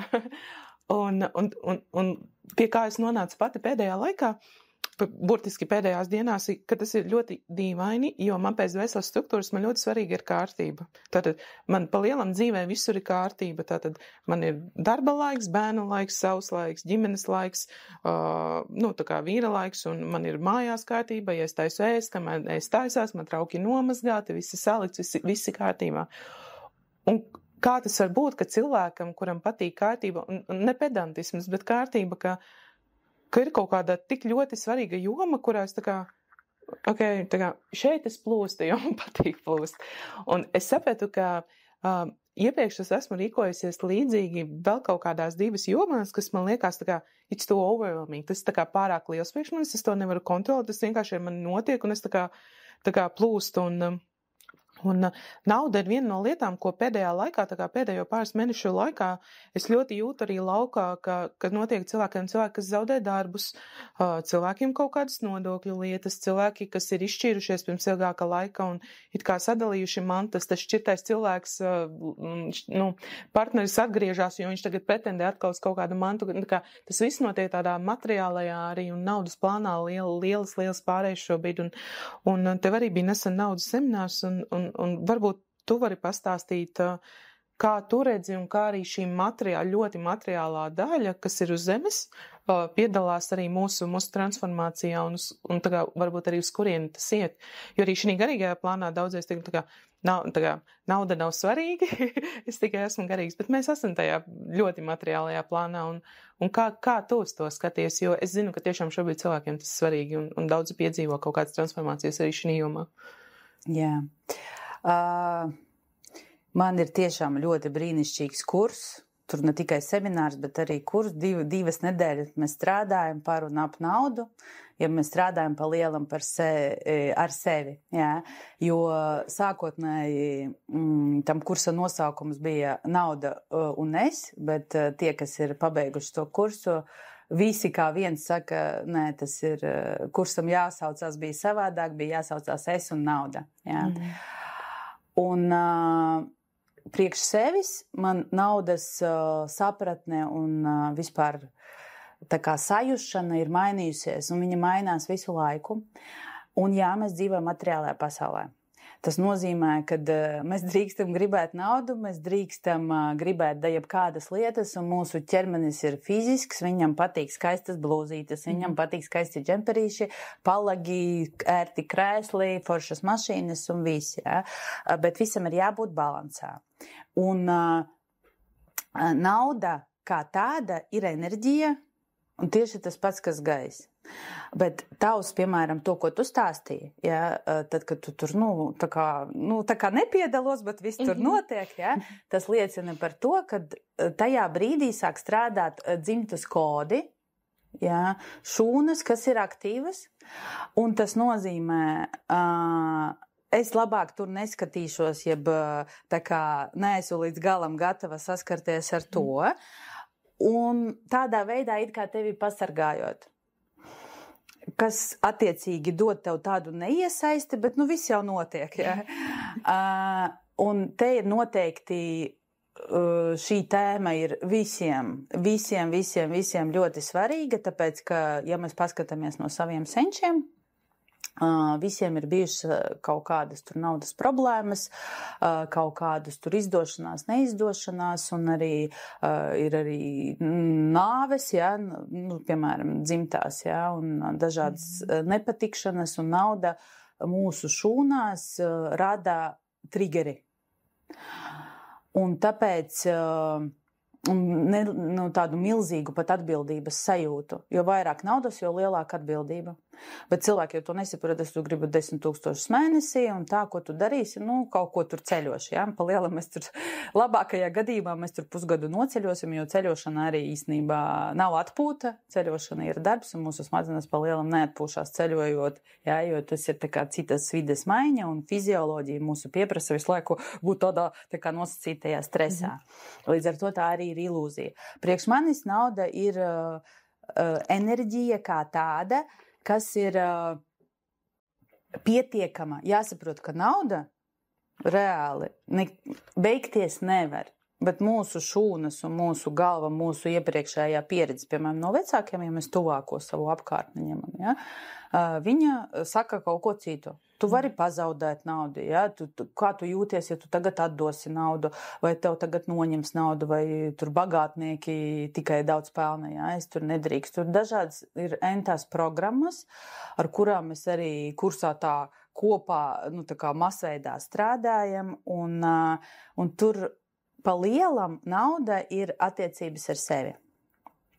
Jo tad, kad mēs domājam, kad mums pietrūks naudas, tas nozīmē, man pietrūks gaisa, un tur ir iespringums. Un tad, kad ir iespringums, protams, nekāda nauda, nekāda plūsma tur nevar nākt, jo es esmu iesprindzis par to. Un ir jāsaprot, ka nauda kā enerģija, viņa nevar būt mērķis. Tas ir ļoti svarīgi. Nauda ir instruments. Tas ir tas pats, iedomājies, es tagad paņemšu pannu un rekur, tagad man vajag pannu un tad es būšu laimīga. Ja? Bet patiesībā es gribu pārēst. Tev ir jābūt kaut kādam citam mērķim un saprotot un zinot to, ka nauda ir kā instruments, kas palīdzēs tev nonākt līdz kaut kam. Un te ir atkal ļoti svarīgi, tā kā es arī savā kursā stāstu, tur ir punkti A un punkti B, un mums obligāti ir jābūt punktam C, tas ir augstākais plauktiņš, kur mēs vispār ejam, un jābūt ir augstākajam mērķim, lai tev visums vispār, tā kā pavērstos, jo tev ir jābūt izdevīgi pasaulē, izdevīgai kā tādai, tev ir jābūt kā sistēmai, lai tu varētu iet citā sistēmā. Un tas prasa, protams, lielu atbildību, un tur ir pilnīgi citādi likumi. Jo mums jau liekas, piemēram, cik ļoti ir izdevīgi visumam tev iedot mašīnu, 5 mājas, tur entos tur kaut kādus tur drēbjus, kapjus, ja? No tā nav nekāda labuma. Bet ja mēs uzliekam mērķi savu punktu C, to augstāko plauktiņu, tad, kad mums, piemēram, ir tā kā kaut kāds nosacīti kalpošanai, ja? Kas būs, piemēram, ja piemēram, mans viens no tagad uzdevumiem ir izveidot skolu, jā, kur apmācīs cilvēkus, kas strādās tālāk ar cilvēkiem, jau apmācīs speciālistus. Un te arī ir tas augstākais mērķis, un līdz ar to visumam tas ir izdevīgi, jo tad atkal saņems cilvēki tā kā palīdzību un atkal būs vairāk, tā kā pa lielam tu tā kā laid un pavairo to. Un līdz ar to tas viss ir ļoti harmoniski iekļaujās struktūrā un tu kļūsti par sistēmu, no kura arī dod, tas ir tas pats, kas uzņēmums, piemēram, kas dod vietas strādniekiem, un strādnieki tad var samaksāt savus rēķinus, un tad var pabarot savus bērnus, un tas ir izdevīgi. Un te mēs atkal ieejam tajā, kad mēs nevaram iziet no savas sistēmas, no valsts struktūras. Tas nav iespējams, un, ja, piemēram, tur 1,5 gadu atpakaļ es tur šitādi tur viss iešu ārā, viss ir projām, viss tāds rebelisms, bet tajā pašā brīdī, tā kā ar mani notika kaut kādā oktobrī vai septembrī totālākā transformācija. Es braucu trolēbusā un vienkārši iekļuvu kaut kādā, es pat nevaru pateikt, kaut kādā tā kā man atnāca tāda apzinātība un nereāla pateicība par sistēmu kā tādu. Ja? Par to, ka es varu tagad sēdēt tajā trolēbusā un par to, ka, piemēram, līst lietus un es nesalīstu, par to, ka viss tik skaidri ir izdomāts, par to, ka tu zini, kurā pieturā tu vari izkāpt, ka tu vari aiziet, ja? Par to, ka ielas ir salabotas, par to, ka ir tādi parki. Ja? Mēs jau to visu nepamanam. Mums liekas, ka tas ir pašsaprotami. Jā, protams, mēs maksājam attiecīgi nodokļus, bet tici man, tavu nodokļu, to, ko tu maksā, tu iztērē daudz vairāk nekā tu samaksā. Un, protams, ir jābūt balansam. Ja? Un visi mūsu telpa, planēta Zeme ir par balansu, tāpēc ir viss pa 2. Ja? Un tad, kad mēs esam vienā tajā, man nauda nav vajadzīga, tur es labāk tikai uz tām vieglajām enerģijām, ja? Smelšos no kosmosa, tad tu sanāk, ka tu noliedz arī vienu no savām būtībām, un tad, kad tu saki, jau man tikai nauda nekāds garīgums, ja, tad tas arī tas tikai 2 bedres, bet mūsu uzdevums ir tā kā sajust un to balansu, un tad, kad mums ir nepieciešama kaut kāda finanšu līdzekļa, tad zināt priekš kam, jo ja tev nebūs mērķis, tev arī nebūs. Un, protams, apzināties to, ka, piemēram, ja tu tagad atver savu kontu un tev tur tagad 100,000, ko tu darīsi, ja? Tad pirmie sāks vienkārši maksāt savas bāzes vajadzības kredītus, tur mašīnas un tā, un tas nozīmē, ka tu kā cilvēks neesi nodrošinājis sev, ka tev visas bāzes vajadzības ir tā kā nosektas, un te jau ir jautājums par pieaugšanu. Jo tad, kad mēs esam bērna pozīcijā, par mums maksā vīrs, piemēram, vai piemēram, mēs tur nemaksājam nodokļus, ja, tur vai kaut kā tur mēģinam. Tā ir bērna pozīcija, es tur izvairos, bērniem naudu neviens nedod. Un tad tev arī ir tikai tik, cik izdzīvošanai, tu tur piekrāj, un tad esi visu laiku tajā ciklā. Tad, kad tu esi gatavs pieaugt, uzņemties atbildību un saka, ok, es esmu gatavs darīt, jo nauda arī ir par darīšanu. Tas ir pa lielam tā kā telpas apmaiņa. Ja, tā kā tu šobrīd esi atdevis, tā tad tev tā kā atnāk. Ja. Protams, ka tur ir jāstrādā, jāskatās, jo dzimtas kodi, viņi ir ļoti spēcīgi. Tās programmas ir spēcīgas, bet viņas var pārrakstīt. Jā, man liekas, mums tā kā reāli mēs jau vai nu esam mazbērni, vai vēl bērni, arī tiem cilvēkiem, kas tika izsūtīti par to, ka viņiem bija pieejama nauda. Tā kā viņi bija strādājuši, viņiem bija nauda, un viņi par to tā kā, un tas jau ir pat ne ļoti tālu dzimtā, tas arī tā kā ļoti tuvi, jo es skatos, man vīrs nāk pilnīgi no citas kultūras, un viņiem atkal ir tas, kā viņiem pilnīgi normāli sagaidīt, ka, piemēram, no vecākiem to pienāksies kaut kāds mantojums, kas ir vairāk tur par sudrabā karotēm un vienu brošiņu, ja? Tā kā, mums nav tāda koda, no dzimtas tīri jau, un es redzu to lielu atšķirību, kas ir tā kā tajā vidē šeit un vidē tur, un es nesaku, ka tas ir labāk, bet tiešām to var redzēt arī, tādā pat, kas tur ir normāli un kas te ir normāli. Mums tā kā, droši vien ne tu nes, mēs ne uz kādu tur lielo mantojumu nepatiem. Mums pat nebija tāda faila, ka tev, vai ne, tā kā īpaši kaut kas, vismaz man, ka kaut kas pienākās, un man liekas lielākai daļai cilvēku šeit. Kas ir vēl par tā kā, es arī skatos, retrīta laukā es arī redzu ļoti, ļoti daudz tiešām arī praktizētāju, Un tu teici arī par šo došanu laukam, došanu telpai, un tad telpa tev dod atpakaļ, un ir cilvēki, tas ir mans skatījums uz šo lietu, bet ka cilvēki, kas nāk ar sajūtu, ka viņi dod laukam, bet tas lauks tā kā nedod gana daudz atpakaļ, un kāds ir stāsts tur? Jā, tad bieži vien arī pie manis nāk tie, kas jau praktizē, un tur ir problēma, nav klientu. Jā. Un tas nenozīmē, ka tu ne to dari. Tas nozīmē, ka tavs mērķis nav visticamāk korekts. Jā, vai tava motivācija, kāpēc tu to dari, nav. Jo bieži vien ir tādas, tā kā cilvēkiem ir, es gribu tagad palīdzēt, es tagad izglābšu pasauli, jo pašā pamatā man liekas, ka pasauli kaut kas nav kārtībā. Jā. Un tad, kad mēs strādājam no tādas motivācijas, tad mēs it kā velkam tos cilvēkus neapzināti, man tevi jāpielabo, un cilvēks to jūt. Vai mēs arī, piemēram, ar klientu palīdzību gribam justies mīlēti, ievērot un visādi citādi atpazīti. Ja? Tas nozīmē, ka mēs atkal darbojamies no savas traumas. Un kurš gan gribēs cilvēks nākt pie tevis, tad, kad sākumā tev ir jāapliecina, cik tu esi skaists, svarīgs un visāds citāds. Jā, viss tev tak sanāk ļoti labi, un tikai tad kaut kāda terapija vispār var notikt, ja mēs runājam tieši par tāda veida cilvēkiem.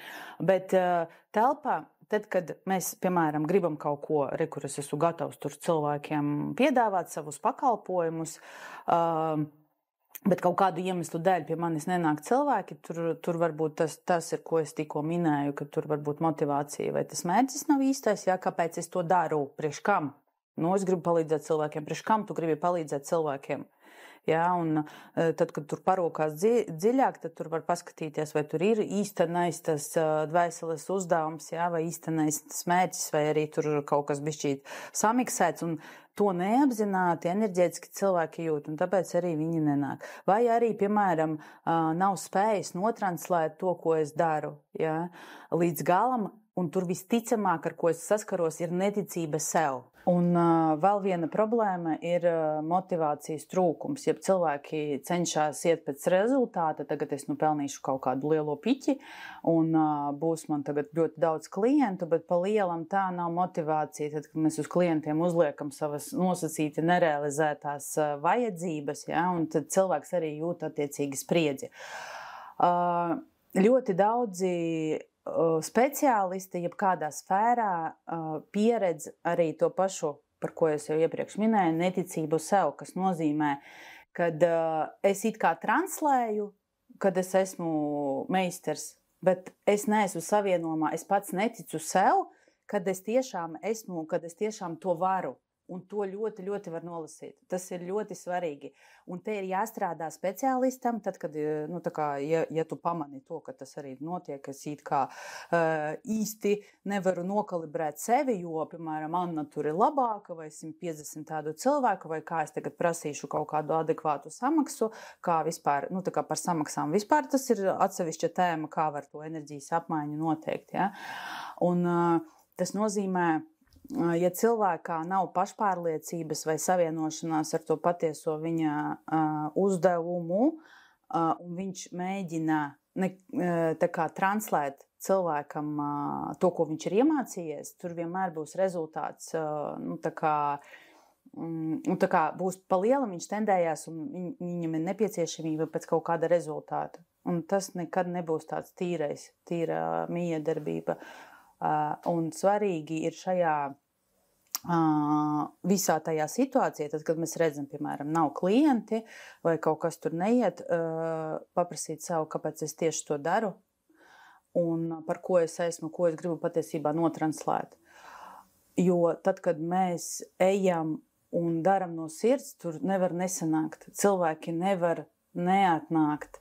Tad, kad tur ir, jo tajā visā miedarbībā ir jāsaprot vienalga, vai tu mazgā grīdas, vai tu slauki ielas, vai tu pini kaut kādus mezglojumus, vai tu glezno, vai tu esi speciālists, kas palīdz miedarbojas ar cilvēkiem. Visam pa vidu ir tīra enerģija, beznosacījuma došana kā tāda. Es esmu gatavs ar tevi dalīties, un pa lielam tas pats rezultāts īstenībā nav svarīgs. Jo tad, kad, piemēram, ja tu pie manis atnāc un es saku tā, man vajag, lai tu tagad izdziedinātu savu tur iekšējo bērnu vai kaut kādas savas dzimtas naudas problēmas, ja, tas ir nereāls sloks uz tevīm. Un tad sanāk, kad tas speciālists pārliek uz klientu gaidas, un gaidas mēs visu ļoti labi varam sajust. Tas ir tas pats, kas eglītis stāv zaļa mežā, un sākam karināt viņai vienu ķieģelīti, otru ķieģelīti, trešo, un tad no eglītes vairs tur nekas nepaliek. Ja? Un ir ļoti svarīgi sekot tam, jo es pati ar to visu esmu izgājusi un visus tos soļus tā kā pati sevi esmu pamanījusi un strādājusi arī ļoti. Tas ir normāli, mēs ar to saskaramies sākumā. Mēs sevi noniecinam, kas es esmu, kāpēc es esmu, bet tad, kad tu pastrādā ar sevi un apzinies to savu patieso mērķi, kāpēc tu to dari, tad tā miedarbība ir pilnīgi kaut kas notiek maģija tajā, jo cilvēks plus cilvēks ir kaut kas neiedomājami skaists, un tad, kad mēs neuzliekam gaidas uz klientu, tad klients pats var atrisināt to savu nosacīto problēmu savā neticamā un visharmoniskākajā veidā. Tu arī minēji, man liekas, ļoti tādu svarīgu aspektu šajā mirklī. Tas piemērs varbūt bija par praktizētājiem, bet tas droši vien ir attiecināms arī uz jebkuru citu darbības sfēru, kad cilvēki kaut ko sāk un varbūt uzreiz neiet tā, kādas bija sākotnējās gaidas, teiksim, cik būs klienti, cik varēs nopelnīt, un tad arī tā materiālā pasaule sāk spiest. Kas ir tā lieta, kā ar sevi iečakoties, vai kā saprast, vai šis ir mans uzdevums, dvēseles uzdevums, vai šī ir mana lieta, vai es eju ne tur? Tikai viens jautājums. Ja tas, ko tu dari, par to neviens neuzzinās, tu to turpināsi darīt, vai ne? Un tas ir viss, tā kā tas arī atbild. Jo tie, kas mums tur Instagrameri un blogeri, ja, rāda katru savu pietupienu, katru savu ēdienreizi, tas nav slikti, bet jautājums, kāpēc? Ja? Ko tu gribi ar to panākt, jo te uzreiz var, kā saka, paskatīties no tās, cilvēks grib parādīt, ka ar viņu kaut kā ir, ja kaut kas notiek, un tādā veidā mēs tā kā paņemam, piesaistam savu uzmanību, un tas nozīmē, ka te arī notiek tā hiperkompensācija, ja. Un tas nav ne labi, ne slikti, tas vienkārši tā notiek, bet bieži vien aiz tā visa, kas tiek rādīts, tiek izveidot ilūzija, visi tie vērotāji, ja viņiem nav tā krēsla trešās kājas, ja, uz tām divām, viņi saka, ok, es arī tā gribu, un tad arī notiek tā miedarbība, kas patiesībā deformē to ikdienas dzīvi katra cilvēka, jo, ja tu saki, es arī gribu tāpat, tad uzreiz var savā dienas grāmatiņā ievilkt krustiņu, tad būs gaidi, ja, kaut kādas situācijas, jo bieži vien tie veiksmīgākie cilvēki, viņi pārdzīvo kaut kādas iekšējās bedres tik ļoti dziļi, un vieglāk ir iziet ārā, nesaskaroties, ar ko mēs sākumā runājām, ja, ar to savu sajūtu, labāk parādīt Instagramā, kur es eju, ko es elpoju, ja, un tikai pēc tam tādā veidā viņš noņem savu izolētību, bet... Jā, dabū 1000 laikus, kas pasaka, nē, ar tevi viss ir kārtībā. Tā kā tu esi forši. Jā, un tā ir īstenībā ļoti liela, neteiksim problēma, bet ir par ko padomāt. Jā, jo tā sociālā vide, kas mums ir, viņa kaut kādā veidā tāpat ietekmē. Un ja tevī nav pašpārliecinātības, ja tevī nav tā iekšējā trešās krēsla kājiņas, jau uz kā tu balsties, ja tevī nav drošības sajūtas, un tu visu skaties, kā tur tam Kārlim, Annai vai Pēterim, ja, tad var iekrist ļoti, ļoti dziļā depresijā un trauksmēs, un visas veģetatīvās distonijas ir sveiki, ja. Jo ir jābūt sevis sajūšanai, ir jābūt saiknē ar sevi un ir jāmācās mīlēt sevi.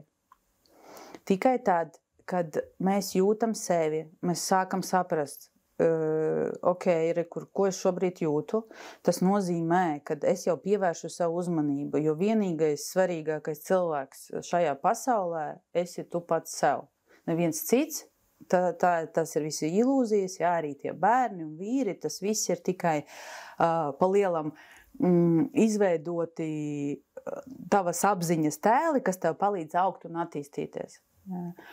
Un tad, kad tu jūti sevi, tad, kad tu esi saskaņā ar sevi, tad, kad tu dod savu laiku, jeb mīli sevi, jā, tikai tad izveidojās tā trešā kāja, un tad tev ir vienalga, ko tur Anna pietupienus, cik tur taisē, jā, vai Pēteris, ko ēd.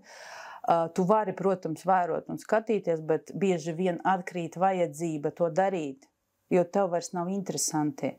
Jo tad tavs fokus, jo tas nozīmē, tad, kad tu tur vēro, tu pagriezies no sevis, bet tad, kad tu pagriezies pret sevi, tad tu skaties sevi, un te notiek arī tieši tā patiesā saikne pašam ar sevi. Jā, un tagad visi var sajust tādu riktīgu savienošanos. Un tas arī ir tas pats svētākais un īstenais. Vispārējais ir ilūzija.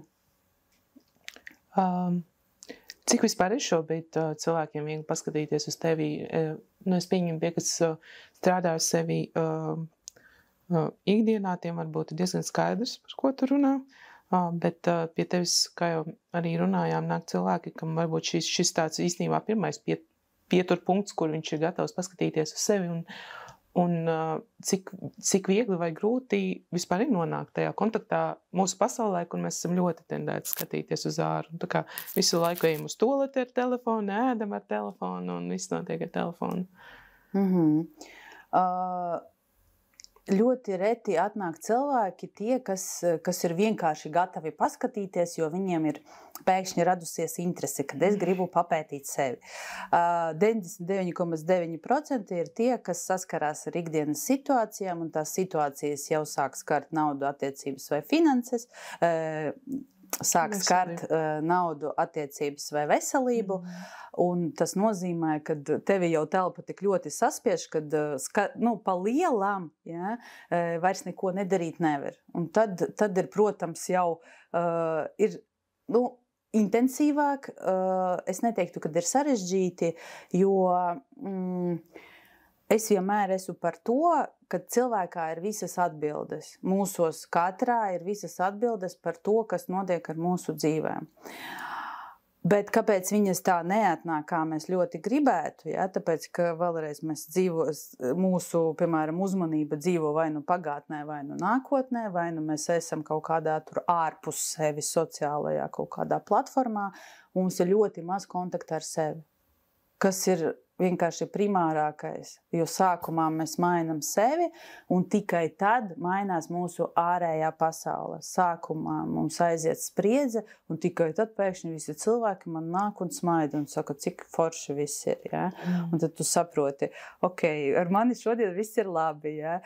Jo tieši tā arī var nokalibrēt to, vai man ir problēmas, vai man nav problēmas, un problēmas ir visiem, un mēs neesam izņēmumi, un mums visiem ir traumas, un ar mums visiem arī reizē viss ir kārtībā. Ja? Bet jau no tās bāzes, kad viss ir labi, bet es iešu papētīt, lai būtu vēl labāk, un tā ir pilnīgi cita motivācija. Jūti, ar mani kaut kas nav kārtībā, un tad, piemēram, cilvēks atnāk pie speciālisti, ar mani kaut kas nav kārtībā. Viņa punkts B būs pastiprinājums tam, jā, ka tiešām ar tevi nav kaut kas kārtībā.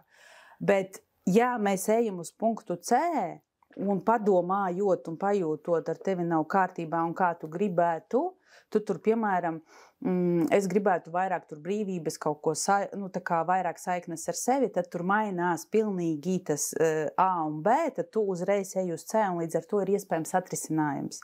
Tas ir ļoti svarīgi, jo ja mēs ieejam ar vienu, mēs iziesim vienmēr apkrāvušies vēl ar vairākiem. Mums ir jāmaina tieši tā motivācija, ar kuru mēs ejam tajā procesā. Jo, ja es eju dziedināt savus senčus, tad punktā B es iziešu ar riktīgām somām, ķieģeļiem un visiem tiem senčiem līdzi. Tas ir 1000% pierādīts. Ja? Bet, tad ir jautājums, kāpēc tu gribi. Ja? Piemēram, es jūtu ikdienā, kad man tur neveidojas attiecības, tad tas ir pilnīgi cits pieprasījums, cits pilnīgi nodoms. Ja? Un tad, kad neveidojas attiecības, ko tu gribi. Piemēram, cilvēks jūtās vientuļš, un tad viņa nodoms nav tur dziedināt visus senčus, bet es gribu paskatīties un saprast, izpētīt savu vientulības sajūtu. Un dziedināt vientulību vai pētīt vientulību ir divas dažādas lietas. Un tas ir ļoti vērtīgi saprast, tā kā noņemt to svarīgumu. Protams, kad visi ir traumēti. Un, tā kā tas ir mūsu dzīves sastāvdaļa. Tas ir tāpat kā rokas un kājas. Jā, mēs dažreiz viņas savainojam, bet mēs nemirstam. Un mums tas iemāca mums, tad, kad mēs iegriežam pirkstā, nākošais savākt sevi vai turēt normāli nazi, vai tā kā vairs tā nedarīt. Bet kāpēc mums nosacīti traumas, mēs tā kā neiemācamies no viņām. Bet patiesībā, ja mēs paskatāmies, ka jebkura stāvoklis, jebkura sajūta, kas mums ir, viņi ir domāta, lai kaut ko.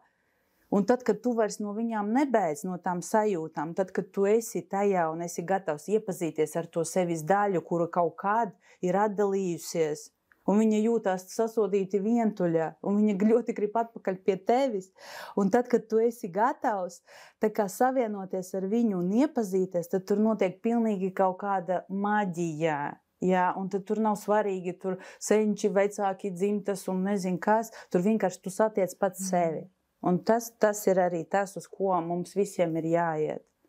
Kas man liekas vēl arī par šo runājot, ir tādā kolektīvā līmenī, man liekas mums svarīgi, ka ir svarīgi atcerēties, tā kā šobrīd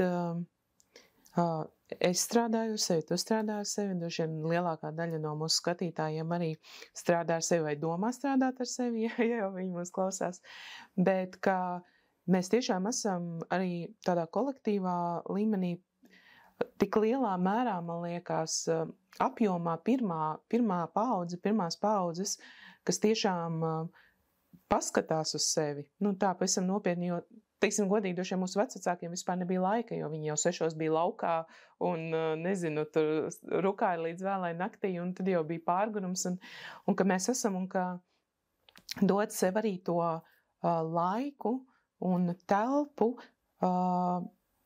tā kā iet cauri šai paskatīšanās, dziedināšanās, un ka tas tā kā nav ne ātri, ne arī obligāti lineāri. Un kā arī tu teici, pirms pusotra gada tu domāji, tur sistēma, tur es izēju no šejienes, ja, tagad saproti, nē, sistēma īstenībā ir arī kaut kāds mēķis, un tā ir tava izaugsme. Droši vien, ja kāds cits no malas skatās, viņš joprojām teiks, tur sistēmai nav jēgas, un kāds vēl pirms viņa teiks, ar sistēmu arī viss ir kārtībā, bet tāpēc, ka viņš pat nav aizdomājies līdz tam, ka varbūt kaut kas nav kārtībā, lai atkal varētu atgriezties pie tā, ka tam ir jēga un ka dažreiz mēs tā kā ļoti uztaisam to zoom in te un tagad, bet arī uztaisot zoom out, man liekas, varētu būt vairāk empātijas un tādas saprašanas gan pret sevi, gan pret to laiku un telpu, kurā mēs dzīvojam, kurā mēs daudzi tiešām ejam cauri šīm transformācijām. Un varbūt es arī pajautāšu tev, kā tu skaties uz šo darbu sevi un dziedināšanu arī laikā, jo, teiksim, pirms pusotra gada tu kaut ko domāji, vēl pirms pusotra gada tu domāji pavisam savādāk, un cik svarīgi tomēr ir dot laiku, jo mēs arī dzīvojam tajā ātrajā laikā, ka mums liekas, es tagad gribu visu, tā skola, rītdien palaižies to skolu, bet nē, tev droši vien ir savs ceļš, lai tu līdz tai skolai nonāktu, un cik svarīgi ir tikai zināt to vienu soli, tā vietā, lai līdz skolai tu nonāks tikai tad, ja tu zināsi visus tur 1558 soļus. Kā tu uz to skaties starp to būt te un tagad un strādāt, un starp tādu lielāku perspektīvu, ka tiešām mēs esam pirmie, kas to dara un ir daudz ko darīt? Es īstenībā nezinu, kā būs. Es sekoju tai nenoteiktībai un tam vienam solim, jo uz doto brīdi, piemēram, man tas ir tā.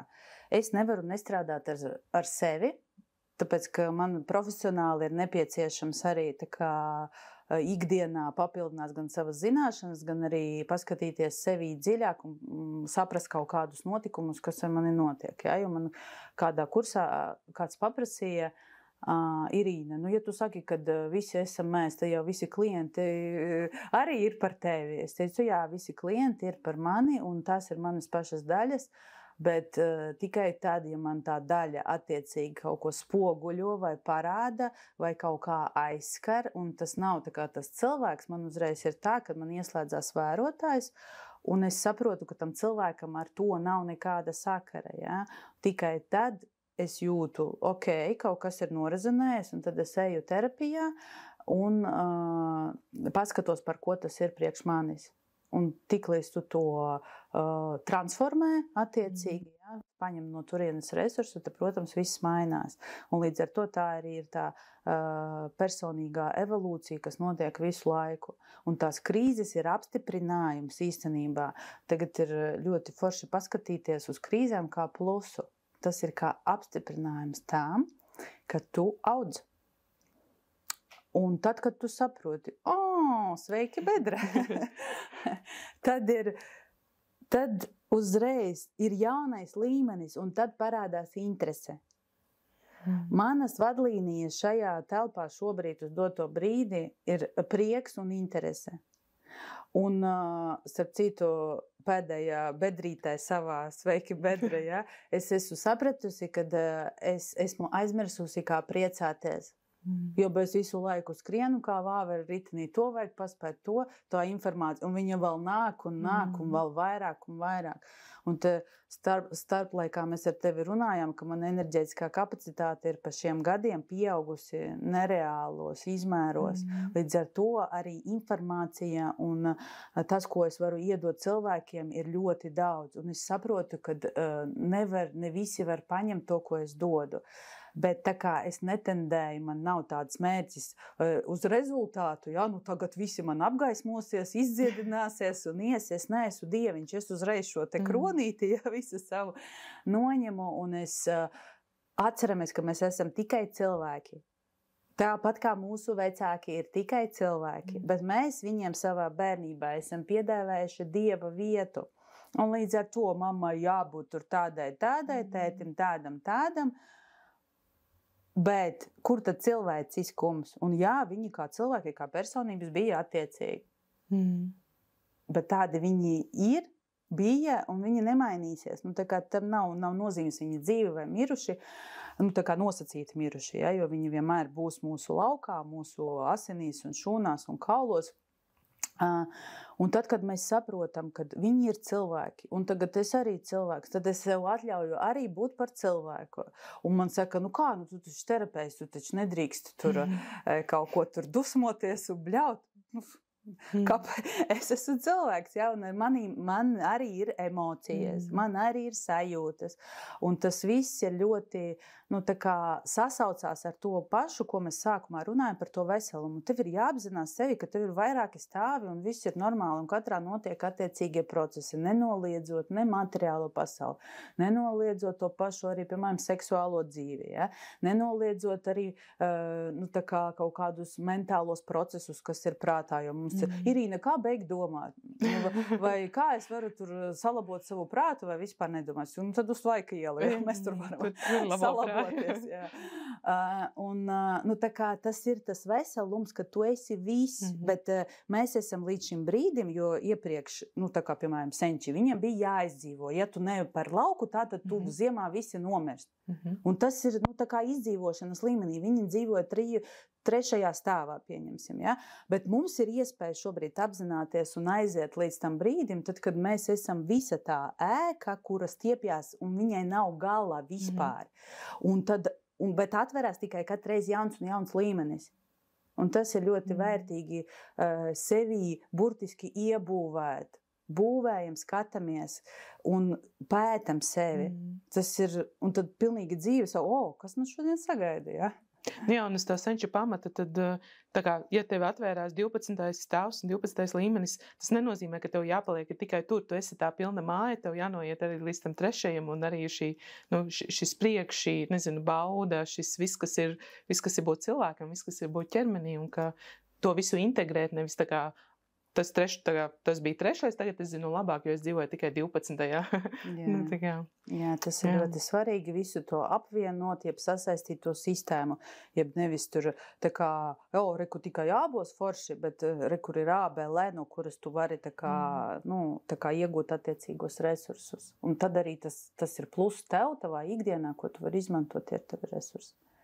Droši vien sarunas noslēgumā varbūt atgriezīsimies arī ar to, pie tā, ar ko mēs sākām par šo jauno līmeni, un tā tas sanāca, ka šī saruna mums ir gada izskaņā, un tūlīt mēs iesim, iesvaļosim, ieskaiesim, kurš tur ierāposim 2025. Un parasti šajā gada mijā, un vispār arī tā kā domājot par to jauno līmeni, mēs liekam arī sev kaut kādus mērķus, ir kaut kādas arī gaidus vai jau tādā dziļākā līmenī ir šis tā kā dvēseles sauciens, ko mēs gribam darīt, un tad mēs uz to ejam. Un vakardien arī sarunā tevi, tu teici, ka tu mācies kvantu lauka sakārtojumus, kas lielā mērā ir par to, kā saprast savus mērķus, un varbūt pat, ja tu esi nonācis līdz īstajam mērķim, cik ļoti svarīga ir tā īstā motivācija, kāpēc te uz to mērķi.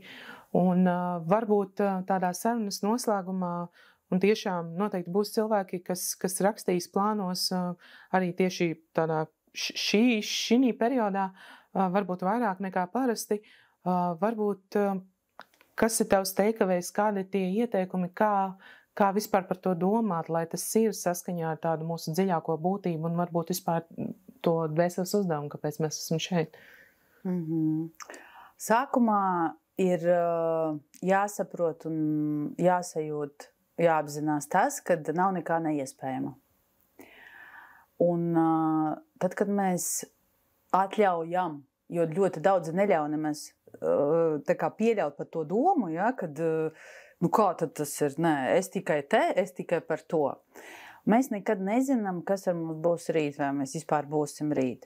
Līdz ar to es esmu tomēr par to, tad, kad tu jūti un gribi kaut ko realizēt savā dzīvē, pirmais, ko tu izdari, uzliec uz lapas attiecīgos savus mērķus. Tad, kad tu viņus uzliec uz lapas, tas nozīmē, ka tu viņus sāc sazemēt un paziņot visumam, tagad es esmu izdarījis pasūtījumu. Lai visums jau sāk tos materializēt. Taču lielākā problēma ir tā, ka mūsu galvas, mūsu prāti redz tikai vienu vai vismaz maksimums 3 iespējas, kā tas varētu realizēties. Un tādā veidā mēs sev ierobežojam, mēs ieliekam sevi kastītēs. Jo es, piemēram, gribu, teiksim, jo gribētu arī, piemēram, mašīnu. Ja? Kā es varu dabūt mašīnu? Tad, kad es nopelnīšu, man var uzdāvināt, piemēram, vīrs, vai es varu vinnēt loterijā. Bet, lai to izdarītu, man ir jāsāk, piemēram, ja es to varu nopirkt pati, tātad man ir ļoti daudz jārukā.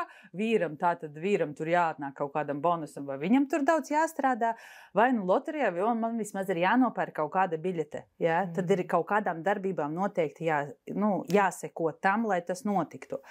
Bet tad, kad, piemēram, tu izēji ārpus prāta robežām, ārpus sava 4., 3. stāva, tu sāki, es gribu, piemēram, to pašu mašīnu. Tu, paziņojot to arī uz lapas savas, izējot no tām konstrukcijām, tu ieej tajā jaunajā līmenī ar to savu vēlmi nenoteiktībā.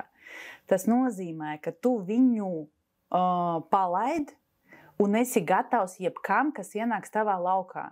Tās ir situācijas, notikumi, cilvēki. Mēs nezinām, varbūt atnāks Kārlis un pateiks, klausies, braucam tagad pusgadu tur kaut kur strādāt, un tad tu varēsi, tā kā piedāvājumi kaut kādi. Un ja mēs noņemam to kādā formā, tam ir jānotiek, tad mēs ļoti ātri varam tikt pie tā nosacītā mūsu mērķa. Par mērķiem arī ir ļoti svarīgi, lai tas būtu tavs īstenais.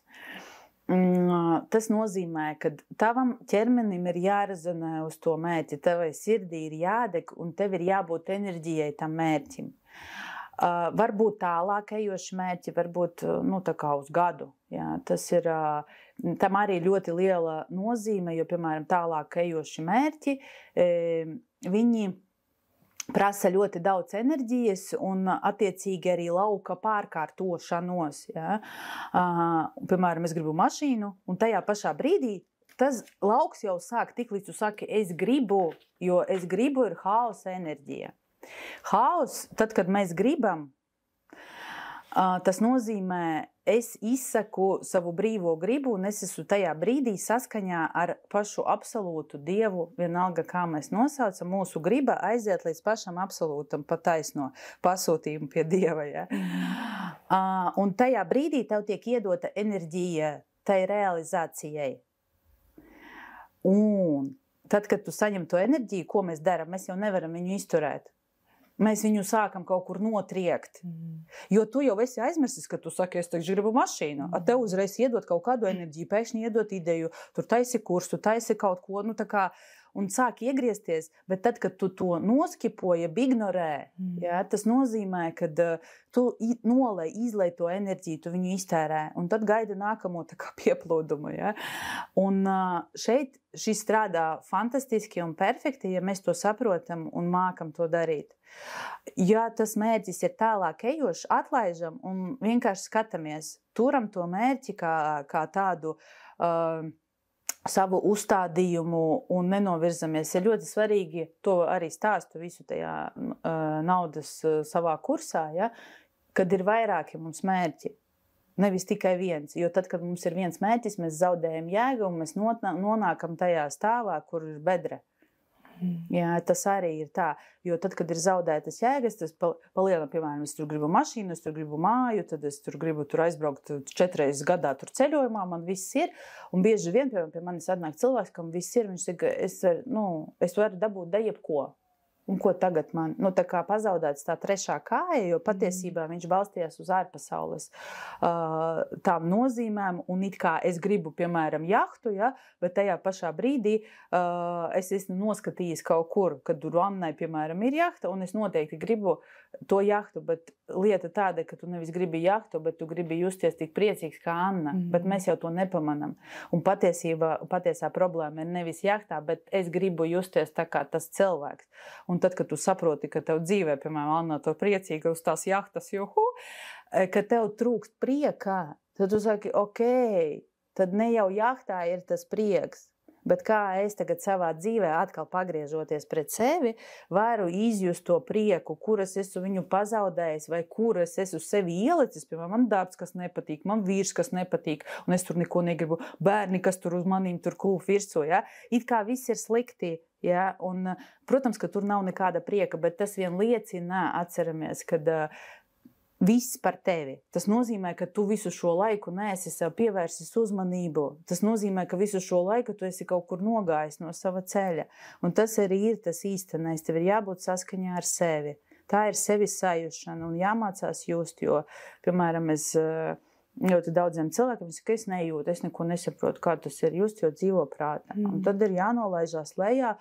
Tīrā meditācija ir tikai viens veids. Mēs apsēžamies 5 minūtes katru dienu, paskanējam visu savu ķermeni, izējam kā pēdiņam, kā pirkstiņam, kā potītēm, kā ceļiem un paskatāmies un beigās saprot, bāc, man ir ķermenis, iedomājies, ka visu laiku mēs to neievēro un nejūt. Jā, kamēr kaut kas nenotiek, vai ne? Un tad okay. Kaut kas sāp, kaut kas nav labi. Tu arī pieminēji savu tādu nākamo mērķi, kas ir šī skola, un kā tu par to domā, kā tu uzstoji?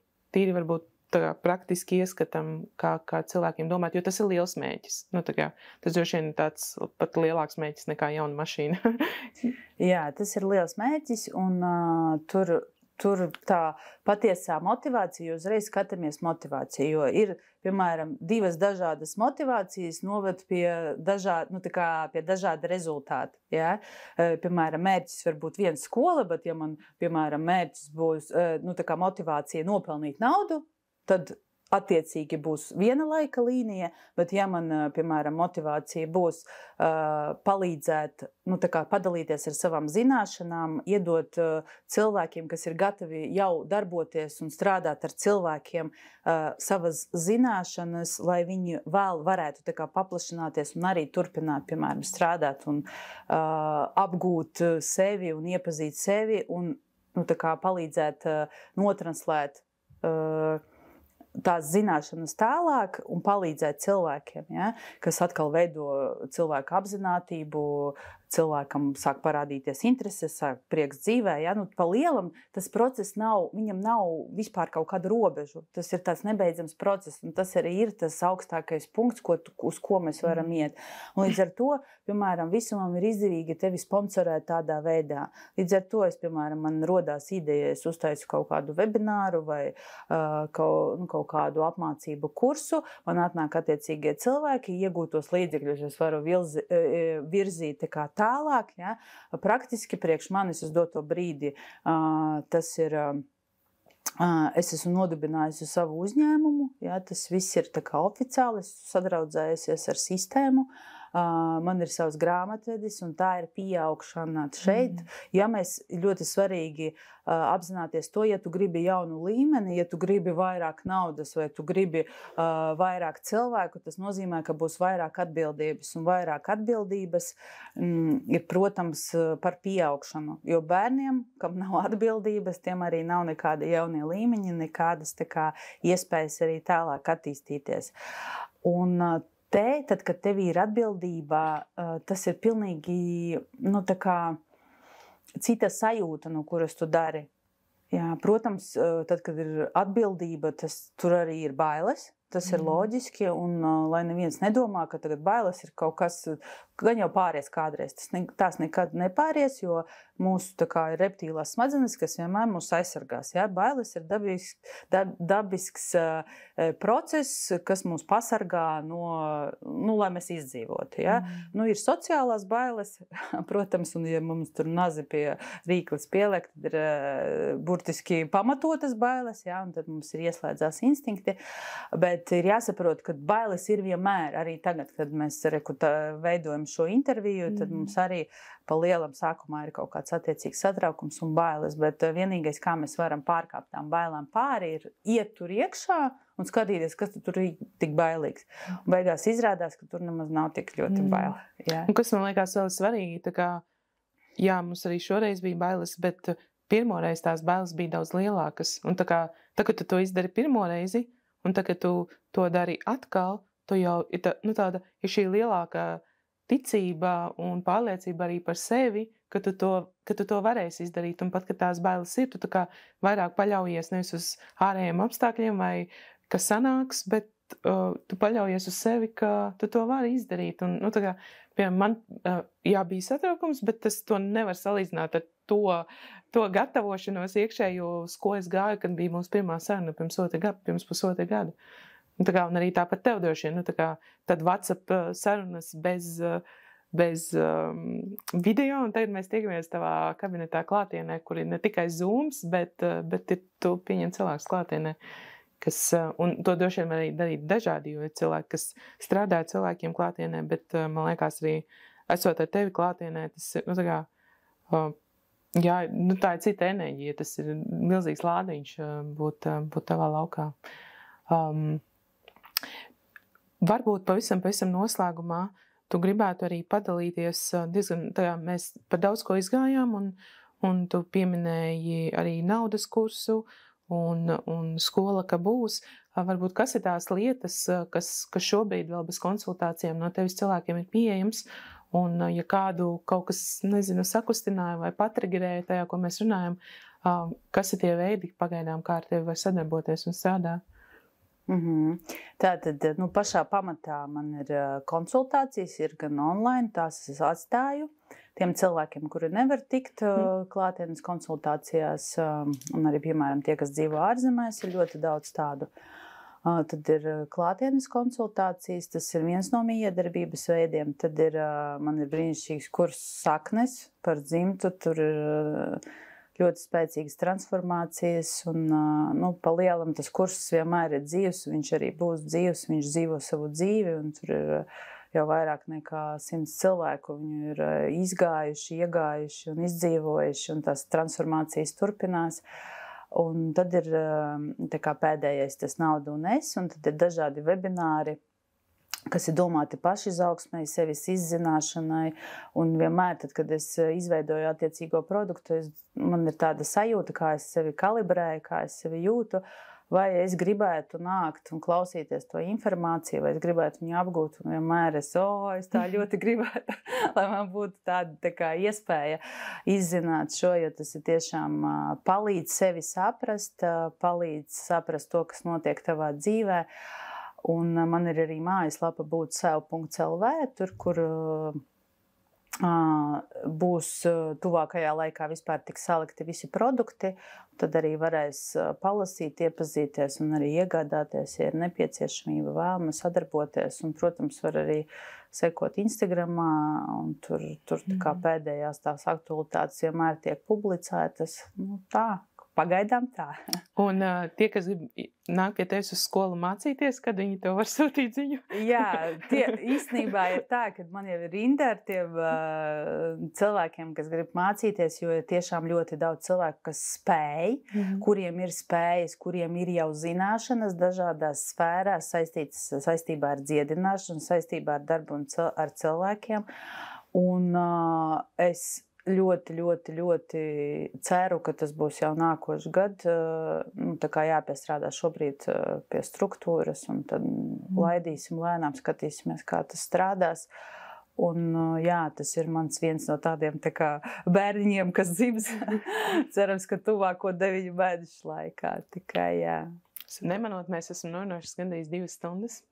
Un gribēju pateikt milzīgi paldies tev, ka tu inicēji un uzrunāji, jo tanī mirklī, tad, kad uzrunāji, tā kā manā laika līnijā notika tik daudz lietas paralēli, ka man likās, jā, daram, bet tā kā, ok, un tagad, kad mēs to daram, man jau ir pilnīgi pārliecība, cik tas būs svarīgi cilvēkiem par to dzirdēt, un iespējams kādu arī tas pamudinās uz kaut kādu darbību, un visiem, kas klausās, noteikti būs pārdomas, jo man pašai arī pārdomas jau par sevi, es jau tur pierakstīju, kas attiecās uz mani, bet tojās svētku laiks, un tad, un parasti tas svētku laiks vismaz man, un droši vien arī daudzākiem no mums tas ir viens, ir tā kā, ir priecīgi, ir satikšanās ar ģimeni, ir smuki saģērbimies, ir tur varbūt dāvanas un kaut kas garšīgs, un tajā pašā laikā ir tāds, tas ir tas laiks, kad ir dabiski daudzi no mums pavēršās iekšā un tagad paskatās, tad,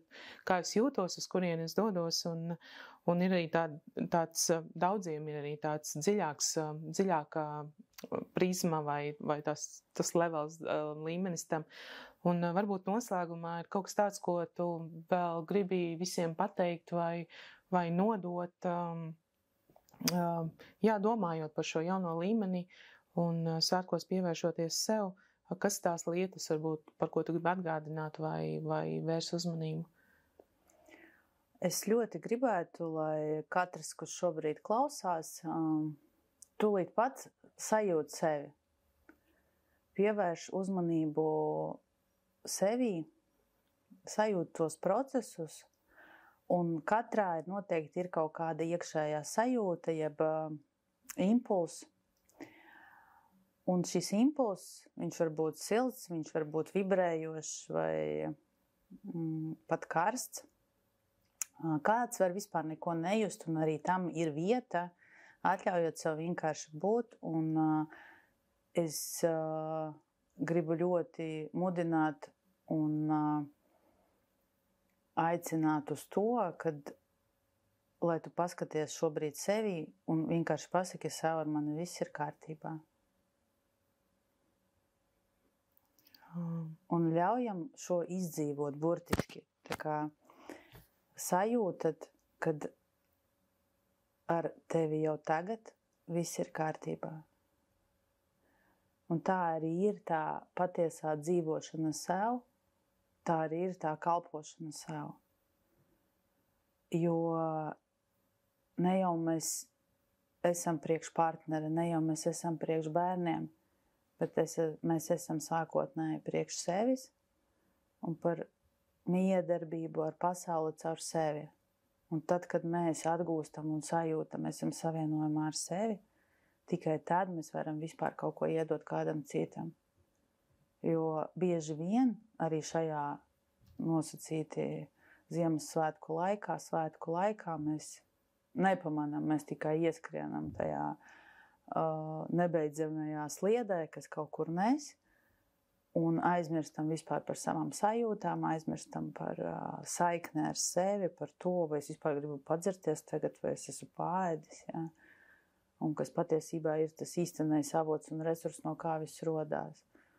Un tad, kad mums ir, mēs esam parūpējušies par sevi, līdz ar to mēs esam resursā, un mums parādās tā trešā kāja, krēsla kāja šodien top. Es droši vien googlēju, kas tas par terminu trešā kāja. Jā, un tad, kad tev ir šī trešā kāja, tad arī svētkus tu vari kvalitatīvi izdzīvot, tu vari tā kā, nav nozīmes pat tur satiec radiniekus savus, bet vienkārši būt. Tad, kad tu atļauj sev būt, arī citi drīkst būt. Un tad, kad ir tā būšana, ir tā saikne, ir tā savienošanās ar sevi, tad tur notiek tāds atslābums un reizē prieks. Un tas arī ir tas, kādēļ vispār mēs te nākam. Nevis skriet kaut kur izdabāt un kaut ko sevī pielabot, bet vienkārši atļaut sev būt. Es varbūt gribu padalīties ar to impulsu, kas atnāca man gribējās tevi apķert un samīļot sarunas noslēgumā. Paldies! Paldies visi, kas skatījās, kas klausījās, un varbūt ir kāds draugs, tuvinieks, kam arī šī saruna būs jādzird, un lūdzu padalieties. Un tāpat arī, lai cik mēs vēršamies uz sevi, ļoti arī silda jūsu komentāri, ja tas bija noderīgi, un droši arī sekojiet Irīnai un Retrīts LV, un pazījos aizmuguriem, man arī ir bērniņš pauzā, un tiešām ir milzīgs prieks par katru, kurš strādā ar sevi, un katru, kurš dod arī citiem, un man liekas, Irīna, priekš manis, un arī es zinu, priekš daudziem citiem ir izdarījusi ļoti lielas pārmaiņas dzīvē, un ir kaut kādas lietas, kuras mēs zinām, ticam, bet vai gribam, bet tā kā es zinu, ka miedarbībā ar tevi to tiešām ir tā kā sajust, tā kā nonākt tajā ķermenī un sajust, un tās pārmaiņas arī notiek, un būt sev LV, ja? Visi dodās uz www.būtsev.lv un paskatās, ko Irīna piedāvā, un noteikti tiksimies nākamajā sarunā, kad Irīna būs atvērta skola. Paldies visiem! Tā.